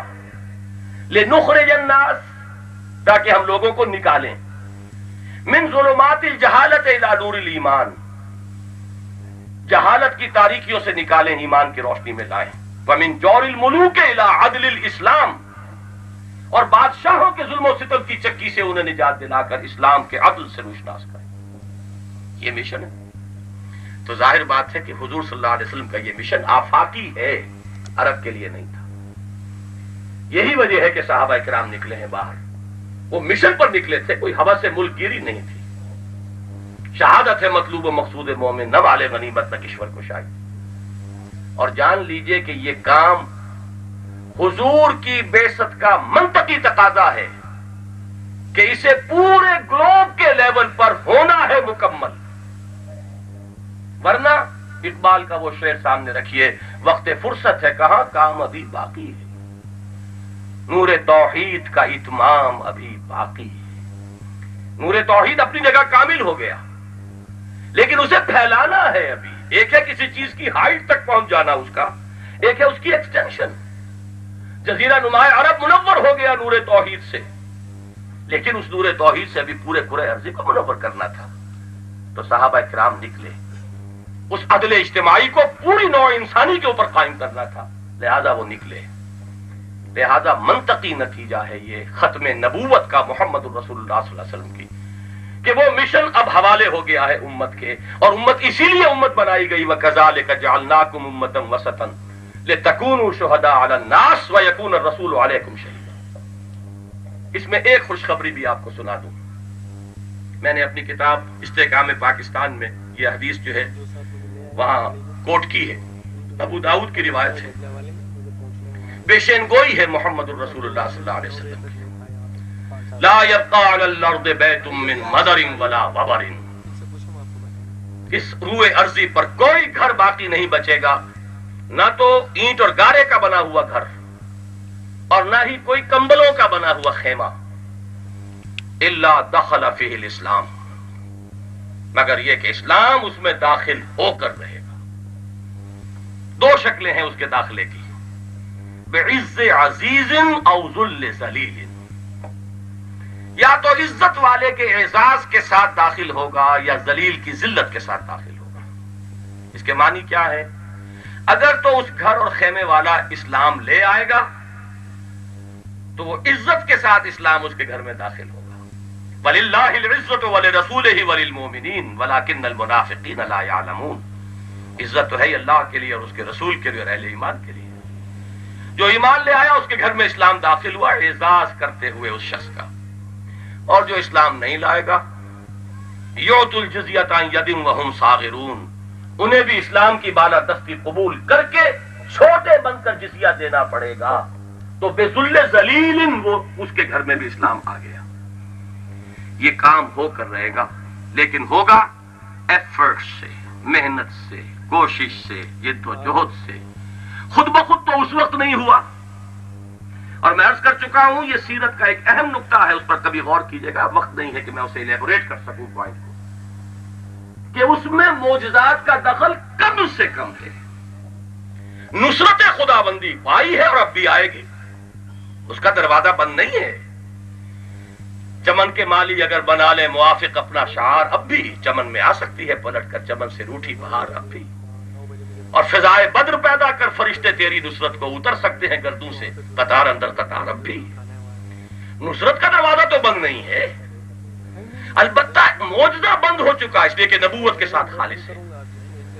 اگر معجزے کا وہاں عمل دخل ہوتا تو ہم تو بڑے ہی کام چور لوگ ہیں، ہمیں تو فرار چاہیے. ہم کہتے ہیں جی وہاں تو معجزے سے کام ہو گیا، ہم کیسے کریں؟ وہاں تو ذرا سی حضور نے دعا کی اور بس دشمن ختم ہو گئے.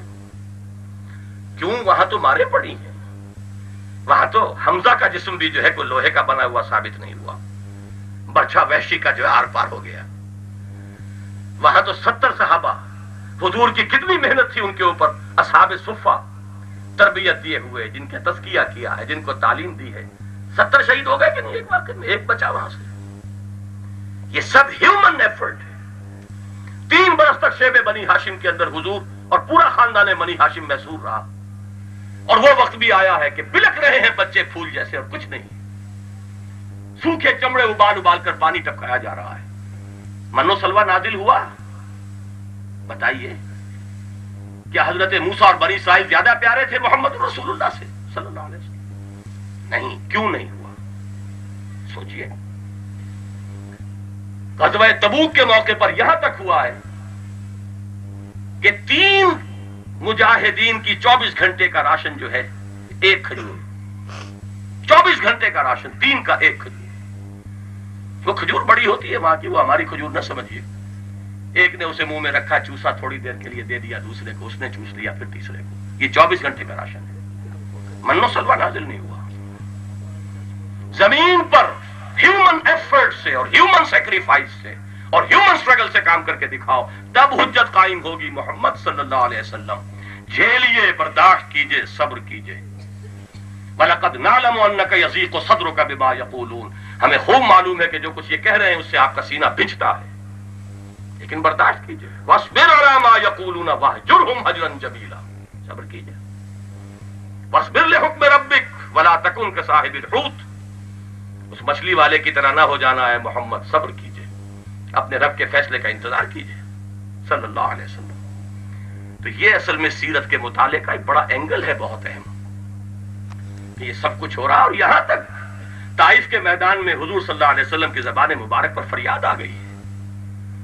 طائف میں جو کچھ ہوا آپ نے سنا ہوا ہے، میں اس میں وقت آپ کا نہیں لینا چاہتا، لیکن فریاد کے الفاظ شاید سب نے نہ سنے ہو، یاد نہ ہو. جب واپس آ رہے تھے تو اب آپ مناجات کر رہے ہیں، اللہم الیک اشکو ضعف قوتی وقلت حیلتی وہوانی علی الناس. اے اللہ تیری ہی جناب میں فریاد لے کر آیا ہوں، اپنی قوت کی کمی کا، اپنے وسائل کی کمی کا. اور یہ جو رسوائی ہو رہی ہے، طائف کی گلیاں ہیں اور محبوب رب العالمین ہیں اور تالیاں بج رہی ہیں اور پتھر مارے جا رہے ہیں. رسوا سر بازارے آشوق ستم گارے. اس راہ میں جو سب پہ گزرتی ہے سو گزری، تنہا پس زندہ کا بھی رسوا سر بازار. گڑکے ہیں بہت شیخ سرے گوشے ممبر، گرجے ہیں بہت اہل حکم بر سرے دربار. کیا نہیں ہوا؟ الیک اشکو ضعف قوتی وقلت حیلتی وہوانی علی الناس. پروردگار تیری ہی جناب میں فریاد لے کر آیا ہوں. الی من تکلونی، مجھے کس کے حوالے کر دیا ہے؟ الی بعید یتجہمنی او الی عدو ملکت امری. کیا میرا معاملہ دشمن کے قبضے میں کر دیا، حوالے کر دیا، جو چاہے کر گزرے میرے ساتھ؟ لیکن اس فریاد کے بعد وہ مقام عبدیت جو ہے وہ آتا ہے سامنے. ان لم یکن علی غضبک فلا ابالی، اے اللہ اگر تو ناراض نہیں ہے، تیری رضا اسی میں ہے تو مجھے کوئی پرواہ نہیں. سر تسلیم خم ہے جو مزاج یار میں آئے. میں حیران ہوتا ہوں، شبلی صاحب نے 2 جلدوں میں لکھی بھی سیرت اور یہ دعا نہیں دی. یہ دعا آپ لیجئے،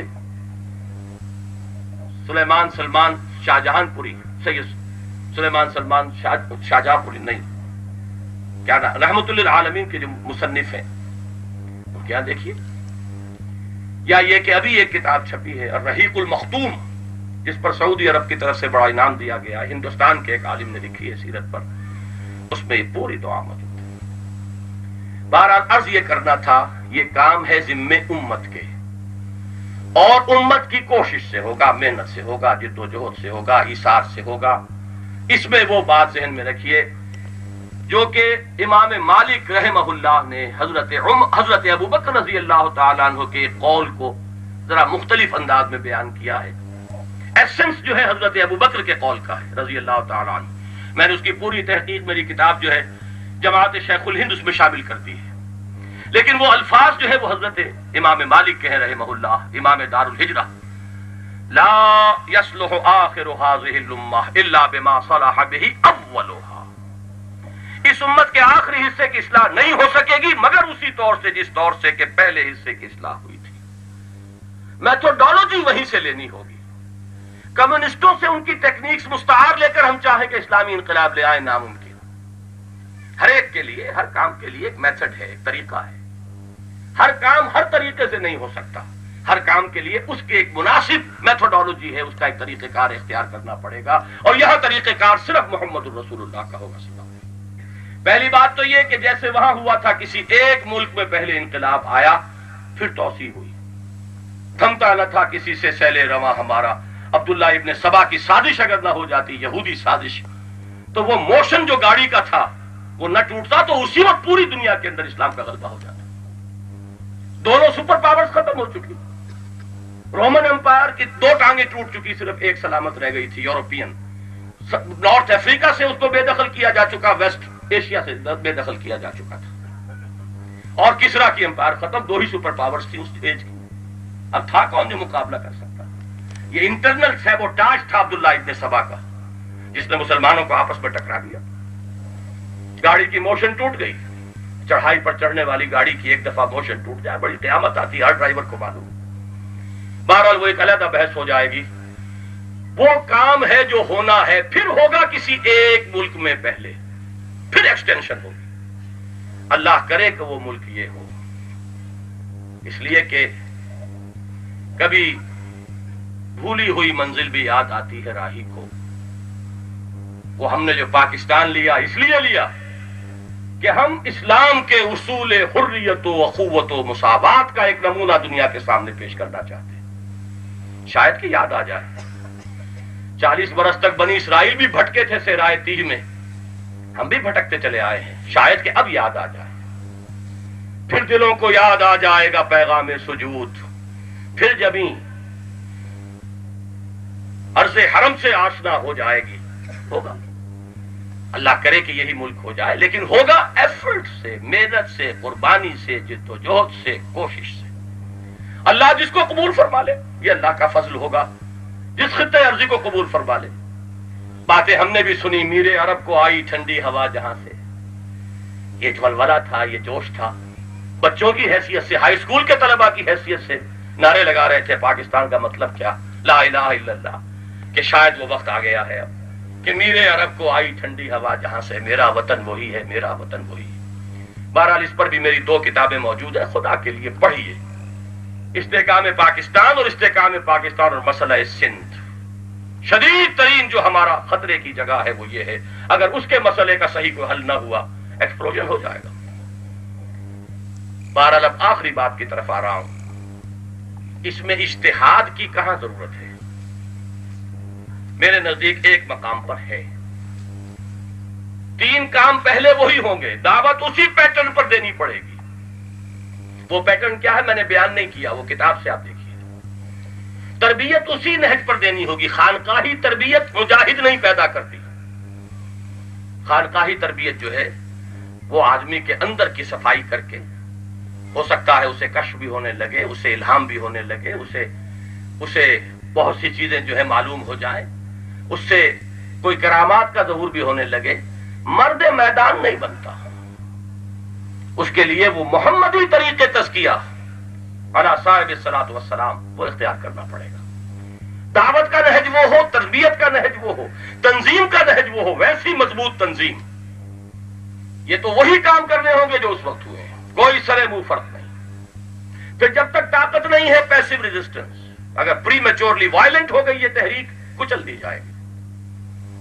ایک وقت درکار ہے کہ اس میں جھیلو، برداشت کرو، صبر کرو، چاہے گالیاں دی جا رہی ہوں، چاہے جیلوں میں ٹھوسا جا رہا ہو۔ لیکن آخری دو مرحلے جو ہیں یہاں اب ایک خاص وجہ سے ایک میں مجتمع ہو جائیں گے۔ وہ وجہ پہلے سمجھ لیجئے۔ دو اعتبارات سے حالات کا فرق ہے۔ اجتہاد کی وہی ضرورت ہوتی ہے جہاں حالات کا فرق۔ حالات بین ہی وہ ہوں تو اجتہاد کا خامخواہ کا شوق جو ہے وہ نہیں چرانا چاہیے، وہ فتنہ بن جاتا ہے۔ نیا مسئلہ ہے، نئی صورت مسئلہ، نئی صورت احوال، تو اجتہاد ہے۔ مسئلہ دو اعتبارات سے مختلف ہو چکا ہے۔ نمبر ایک، اس وقت جہاں بھی کہیں اسلامی انقلاب کی تحریک اٹھے گی مسلمانوں میں اٹھے گی، اور راستہ روکنے والے بھی مسلمان ہی ہوں گے۔ جاگیردار ہوں، سرمایہ دار ہوں، ڈکٹیٹرز ہوں، بادشاہ ہوں، مسلمان۔ وہاں کھلم کھلا کافر اور مسلمان کا معاملہ تھا، لہذا تلوار کے چلنے میں کوئی رکاوٹ ہی نہیں۔ یہاں بڑا فرق واقع ہو چکا ہے۔ معاملہ ہے مسلمان کا، فاسق ہو، فاجر ہو، کچھ بھی ہو، ہے تو مسلمان۔ نمبر دو، ڈسپیرٹی بہت ہو چکی ہے۔ آج کا یہ منظم معاشرہ جو ہے اس کے اندر حکومت کی قوت جو ہے وہ اتنی زیادہ ہے، اور عوام اتنے نہتے ہو چکے ہیں۔ ان دنوں کو چھوڑ دیجئے، یہ تو ایک اسپیشل دور ہے جس سے ہم گزر رہے ہیں، کلاشنکوف کلچر جو آپ کے ہاں آ گیا ہے۔ عام نارمل حالات کے اندر اب عوام کا کوئی مقابلہ مسلح تصادم میں حکومت کے ساتھ نہیں ہو سکتا۔ اس لیے کہ جب بھی یہاں پہ دیکھیے بہترین ڈیموکریسی بھی آ جائے گی تو وہ ڈیموکریسی میں جو حکومت ہوگی وہ ریفلیکٹ کرے گی اسی پاور بیسس کو کہ جو آپ کے معاشرے میں ہے، اور وہ لوگ آئیں گے تو وہ پروٹیکٹ کریں گے اپنے انہی پاور بیسس کو، تو they will be the defenders of that system.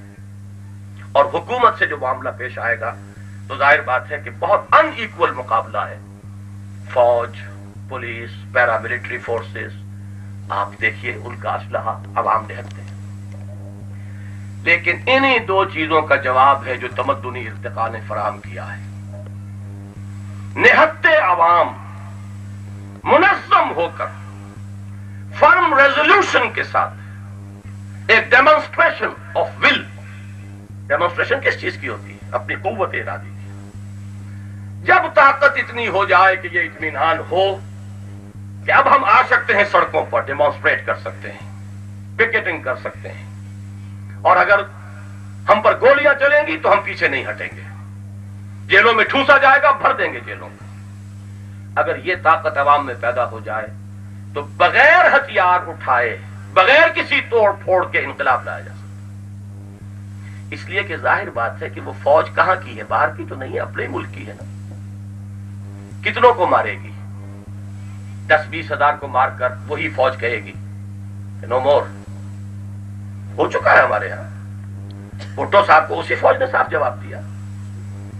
وہ فوج کتنی بڑی تھی جو موجود تھی شہنشاہ ایران کے پاس؟ کہا جاتا ہے کہ اس کا آرسنل جو ہے، اسلحہ خانہ، پورے ایشیا میں سب سے بڑا اسلحہ خانہ اس کا۔ اس لیے کہ ہو سکتا ہے سوال ذہن میں آئے، رشیا کو نکال دیجئے، ایکسپلوڈ کیجئے اسے۔ رشیا جو ہے وہ یورپین پاور ہے basically, not an Asian power. اس کو چھوڑ دیجئے تو پورے ایشیا میں ہندوستان اور جاپان تو خیر اس وقت تک یوں سمجھیے کہ آیا ہی نہیں اس فیلڈ میں۔ ہندوستان بھی سب سے بڑی ملٹری طاقت ہے، لیکن یہ کہ اسلحہ خانہ ایران کا کہیں زیادہ بڑا ہے، کوئی چیز نہیں بچا سکتی۔ اگر شہادت کی وہ آرزو، تمنا، زندگی جان دینے کی اس کام کے لیے بغیر اس کے کہ توڑ پھوڑ ہو. یہ توڑ پھوڑ جو ہوتا ہے یہ کمیونسٹ ٹیکنیک ہے. پھر جو وہ آنکھ بچولی پولیس سے کھیلی جاتی ہے یہ وہ کام نہیں ہے. آگے بڑھو اور گولیاں آئیں تو ٹھیک ہے, برداشت کرو, جھیلو اور جانے دو. یہی تو مطلوب ہے, مقصود ہے. جو سنت ہے صحابہ کرام کی جو غزوہ موتا میں آئی کہ ہمیں تو شہادت درکار ہے. 1 کا 33 سے مقابلہ ہو گیا, کوئی پرواہ نہیں. 1 لاکھ کی فوج آ گئی تھی 3000 کے مقابلے میں. اب یہ ہے کہ پیسفل ڈیمونسٹریشن, اس کو میں ذرا 2 مثالوں سے واضح کر کے بات ختم کر دوں گا. ایک مثال میں دینا چاہتا ہوں, سکھ ایجیٹیشن. ایک ہوا تھا 30s میں, ایک چل رہا ہے آج کل. ان میں کیا فرق ہے اور نتیجہ کیا مختلف نکل رہا ہے؟ 30s میں ایک موومنٹ چلی تھی سکھوں کی, گردوارہ پربندک کمیٹی. یہ لفظ اب بھی آپ سنتے ہوں گے اور شاید اب آپ کو ہنسی آئے کہ پوزیشن کیا تھی. ان کے گردواروں کے ساتھ جو وقف زمینیں تھیں ان پر قبضہ ہندوؤں کا تھا. اس کی وجہ یہ ہے کہ انگریز حکومت سکھوں کو علیحدہ مذہب تسلیم نہیں کرتی تھی, لہذا وہ ہندو جو ہے بیٹھے ہوئے اوقاف کے مالک وہ ہیں, عبادت گاہیں سکھوں کی. تو انہوں نے آرگنائز کیا اپنے آپ کو گردوارہ پربندک کمیٹی, اور ڈیمانڈ صرف یہ تھی کہ ہمارے اوقاف, ہمارے جو گردواروں کے ساتھ اوقاف ہیں ان کا کنٹرول ہمیں دیا جائے. اب آپ کو معلوم ہے ہندو سرمایہ دار منظم, انگریز کے دربار میں اس کی رسائی, انہیں ایجیٹیشن کرنی پڑی. لیکن وہ ایجیٹیشن ابھی 3-4 سال ہوئے فوت ہوئے ہیں. حاجی عبدالواحد صاحب ہمارے بہت سے دوست ان سے ملے بھی ہیں, جانتے ہیں. امرتسر ہی کے رہنے والے تھے. 37 میں انہوں نے ایم اے کیا تھا انگلش کا. اس وقت وہ اپنے پورے ہوش میں جوانی میں تھے. وہ آئی وٹنس تھے کہ دفعہ 144 لگی ہوئی ہے اور سکھوں کے جتھے نکلتے تھے 144 توڑنے کے لیے, ڈیفائی کرنے کے لیے. ان کا حکم یہ تھا انہیں اپنے ہاتھ یہاں بندھے رکھو, یہاں بالکل سینے پر اس طرح باندھ کر جتھا نکل رہا ہے. اب ادھر سے پولیس نے لاٹھی چارج کیا, لاٹھی پڑی خالصہ کے سر پر, سر پھٹ گیا, گر گیا, لیکن ہاتھ بندھے رہے. He didn't resist. Peaceful resistance, passive resistance. نتیجہ یہ نکلا کہ وہ ایجیٹیشن کامیاب ہوا, انہیں اپنے گردواروں کا کنٹرول ملا. وہی گردوارہ پربندک کمیٹی ہے جو اس وقت ان کی سب سے بڑی پولیٹیکل فورس ہے. یہ لفظ جب انہوں نے مجھے سنایا, یہ واقعہ حاجی عبدالواحد صاحب مرحوم مغفور نے, مجھے سورہ نساء کے الفاظ یاد آ گئے, کفو ایدیکم, اپنے ہاتھ روکے رکھو. مکے میں یہ حکم تھا محمد رسول اللہ صلی اللہ علیہ وسلم کی طرف سے, مسلمانوں جھیلو, برداشت کرو, مارا جائے, پیٹا جائے, جو کچھ ہو, دہکتے انگاروں پر لٹا دیا جائے, شہید کر دیا جائے. حضرت یاسر, حضرت سمیہ کو شہید کر دیا بالفعل ابو جہل نے, بٹ نو ریٹیلیشن. یہ ایک میں نے مثال آپ کو دی ہے گردوارہ پربندک کمیٹی. کنٹراسٹ کر دیجئے, اس وقت یہ موومنٹ شروع ہی ہوئی ہے تو یہ وائلنٹ تھی, مہندرا والا کی تحریک. نتیجہ کیا, سب سے زیادہ خون جو ہے سکھوں کا بہ رہا ہے. سکھوں نے ایک دوسرے کو مارا ہے سب سے زیادہ. وہ کمیونٹی جو ہے سکڑتی چلی جا رہی ہے, کامیابی کا کوئی امکان نہیں. ایک مثال تو یہ سامنے رکھیے. ایک مثال میں پاکستان کی آپ کو دے رہا ہوں جس سے میری بات سا واضح ہو جائے گی. ویسے وہ جو میں نے 4 ورقہ کہا اس میں 3 صفحوں میں یہ پروسیس آف ریولوشن بھی, اس کا خلاصہ دے دیا گیا, اسے پڑھ لیجئے گا. یہ کوئی 4 سال کی بات ہے. آپ کے ہاں 23 مارچ کو اور 14 اگست کو پیریڈز ہوتی ہیں. ان پیریڈز میں جہاں اسلحہ کی نمائش ہے, ہماری فوجیں پریڈ کرتی ہیں, جوان لڑکیوں کی پریڈ بھی ہوتی ہے سڑکوں پر, اور مرد کھڑے ہوئے دیکھ رہے ہوتے ہیں. کبھی میرا ذہن ادھر نہیں گیا, پریڈ میں نے کبھی جا کے دیکھی نہیں, اگرچہ اخبارات میں فوٹو دیکھتے تھے بس. اب بہت سی چیزیں ہمارے یہاں منکر ہو رہی ہیں, منکرات ہیں, لیکن یہ کہ کیا کریں.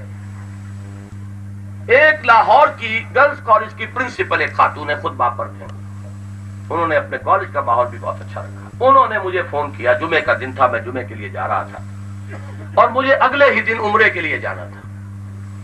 23 مارچ سے پہلے کی بات ہے, یہ مارچ کا پہلا ویک تھا. انہوں نے کہا ڈاکٹر صاحب آپ اور بہت سی باتیں کرتے ہیں, پردے کی اور اس کی اور اس کی, اور یہ بات آپ نے کبھی نہیں کہی.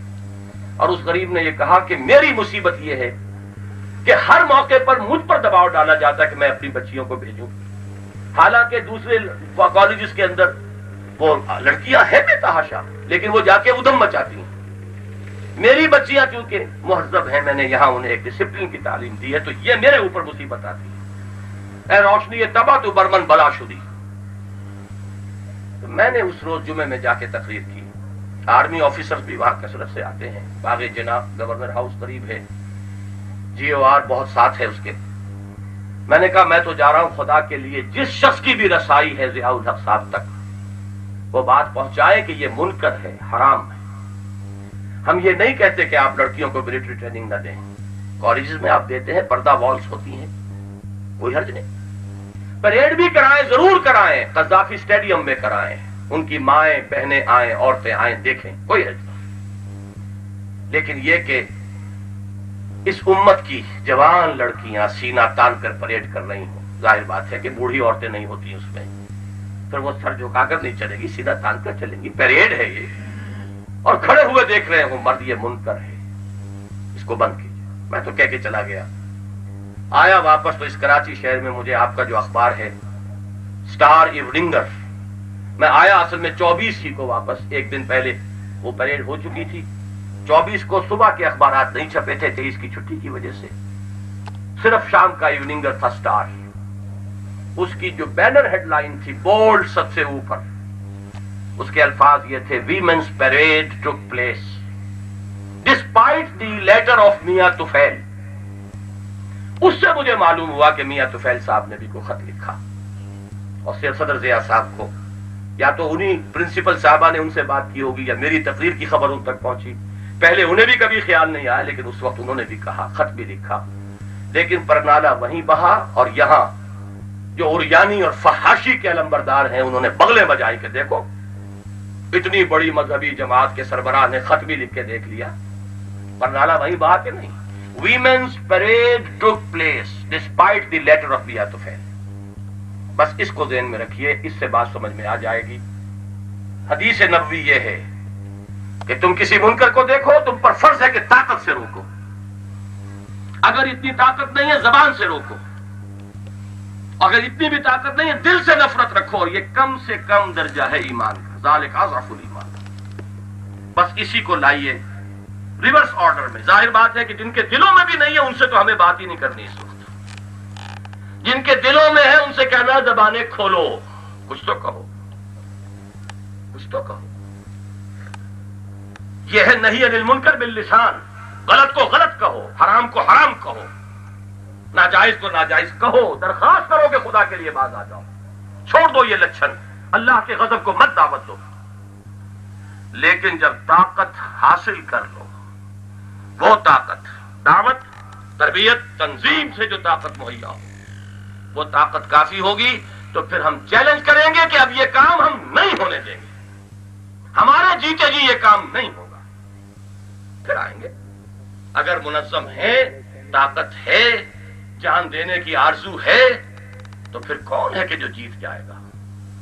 البتہ یہ ضرور ہے کہ وہ پہلے 3 سٹیپ جو ہیں کنسولیڈیٹ کیے گئے ہیں، دعوت وہی ہو، تنظیم اسی طرح کی ہو، تربیت اسی انداز کی ہو، تب یہ کہ اگر مناسب طاقت بن جائے تو پھر یہ نہی عن المنکر بالید، یہ انقلاب کا ذریعہ بن جائے گا۔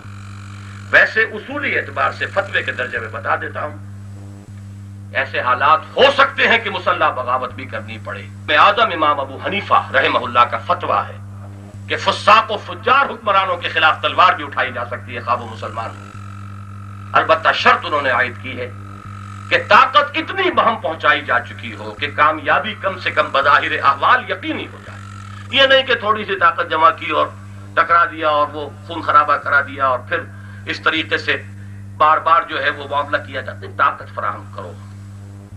اسی کو میں کہا کرتا ہوں ایک سادہ سی مثال سے، جب لوگوں کی سمجھ میں نہیں آتا، کہ بھائی سیرت النبی کو دیکھو، حضور نے مکے میں بت پرستی کی مذمت شروع کر دی زبان سے، لیکن کسی بت کو توڑا نہیں، حالانکہ 10 فدائی آپ بھیج دیتے رات کے وقت، تھے موجود آپ کے پاس، آپ کے اشارے پر جانے جو ہے نثار کر دیتے، کہ جاؤ توڑ دو سارے بت، توڑ دیتے.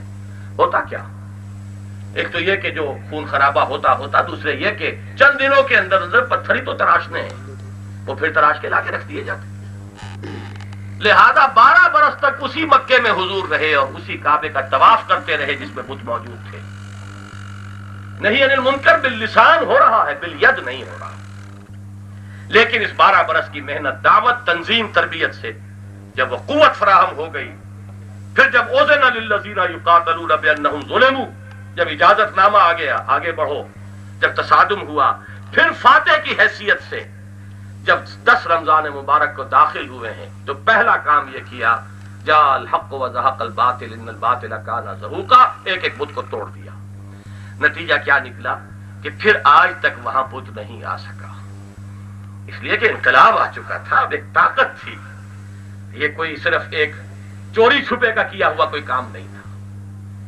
یہ ہے وہ پروسیجر کے اندر اجتہادی معاملہ کہ جس کے ذریعے سے پیش قدمی کریں گے تو اللہ کو منظور ہوگا، اس کا فضل شامل حال ہوگا تو انقلاب آئے گا. میں الیکشن کا انتہائی قائل رہا اور میرے بیانات آپ سنتے رہے ہوں گے. سن 82 میں ضیاء صاحب کو میں نے خط لکھ دیا تھا کہ آپ نے جو یہ سیاسی گاڑی روکی ہوئی ہے اس ملک کی، اس ملک کے لیے بہت خطرناک ہے. لیکن میں یہ بھی اسی شد و مت کے ساتھ کہتا رہا ہوں، اس الیکشن سے اسلام نہیں آئے گا. ابھی آپ دیکھ لیجئے جو کچھ ہوگا، جس طرح کے اصول ٹوٹے ہیں اور جس طریقے کی گٹھ جوڑ اور توڑ پھوڑ ہوا ہے وہ سب کے سامنے. اس سے جو نتیجہ نکلے گا وہ بھی سب سامنے، آج نہیں تو کل سامنے آ جائے گا. پھر بھی ہم کہتے ہیں، میں دعا کرتا ہوں، مسجد میں اپنے ہاں دعا کرواتا ہوں، اللہ کرے کہ خیر و خوبی سے یہ الیکشن ہو جائے. اس ملک کی گاڑی جو ہے، جو بھی نظام قائم ہے، کم سے کم اس کو چلانے کے لیے پٹڑی کے اوپر جو ہے گاڑی چل جائے، ورنہ تو بہت بڑا اندیشہ ہے، بہت خطرہ ہے.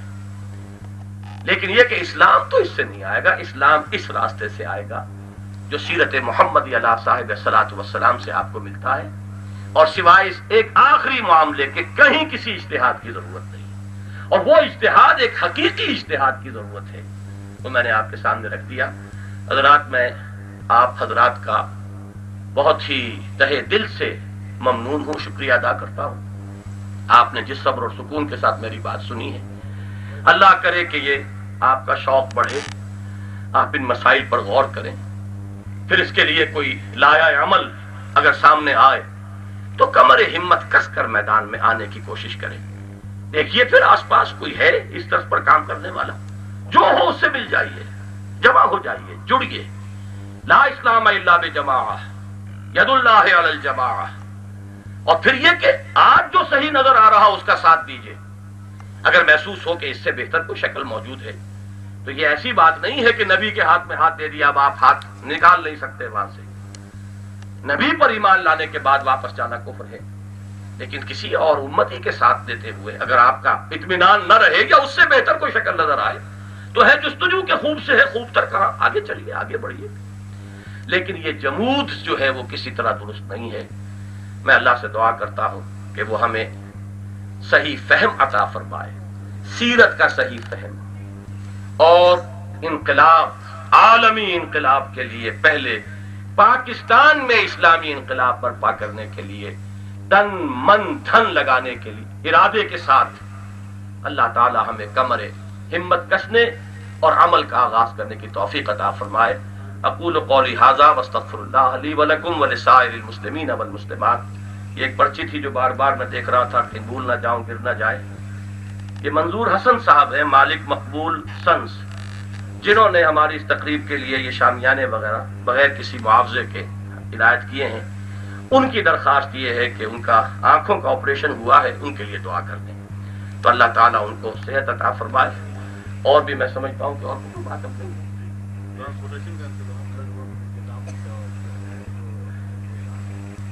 ایک تو ابھی نماز با جماعت ہم یہاں ادا کریں گے. وضو کا بھی محدود پیمانے پر انتظام یہاں ہے. کچھ حضرات کے لیے یہ ہے کہ یہاں پہ ٹرانسپورٹس وغیرہ کا انتظام ہے، گھبرائیں نہیں. اس کی کوشش جو ہے ہوگی کہ کرفیو کے وقت کے شروع ہونے سے پہلے وہاں پر سب لوگ پہنچ جائیں. سٹال یہاں لگا ہوا ہے.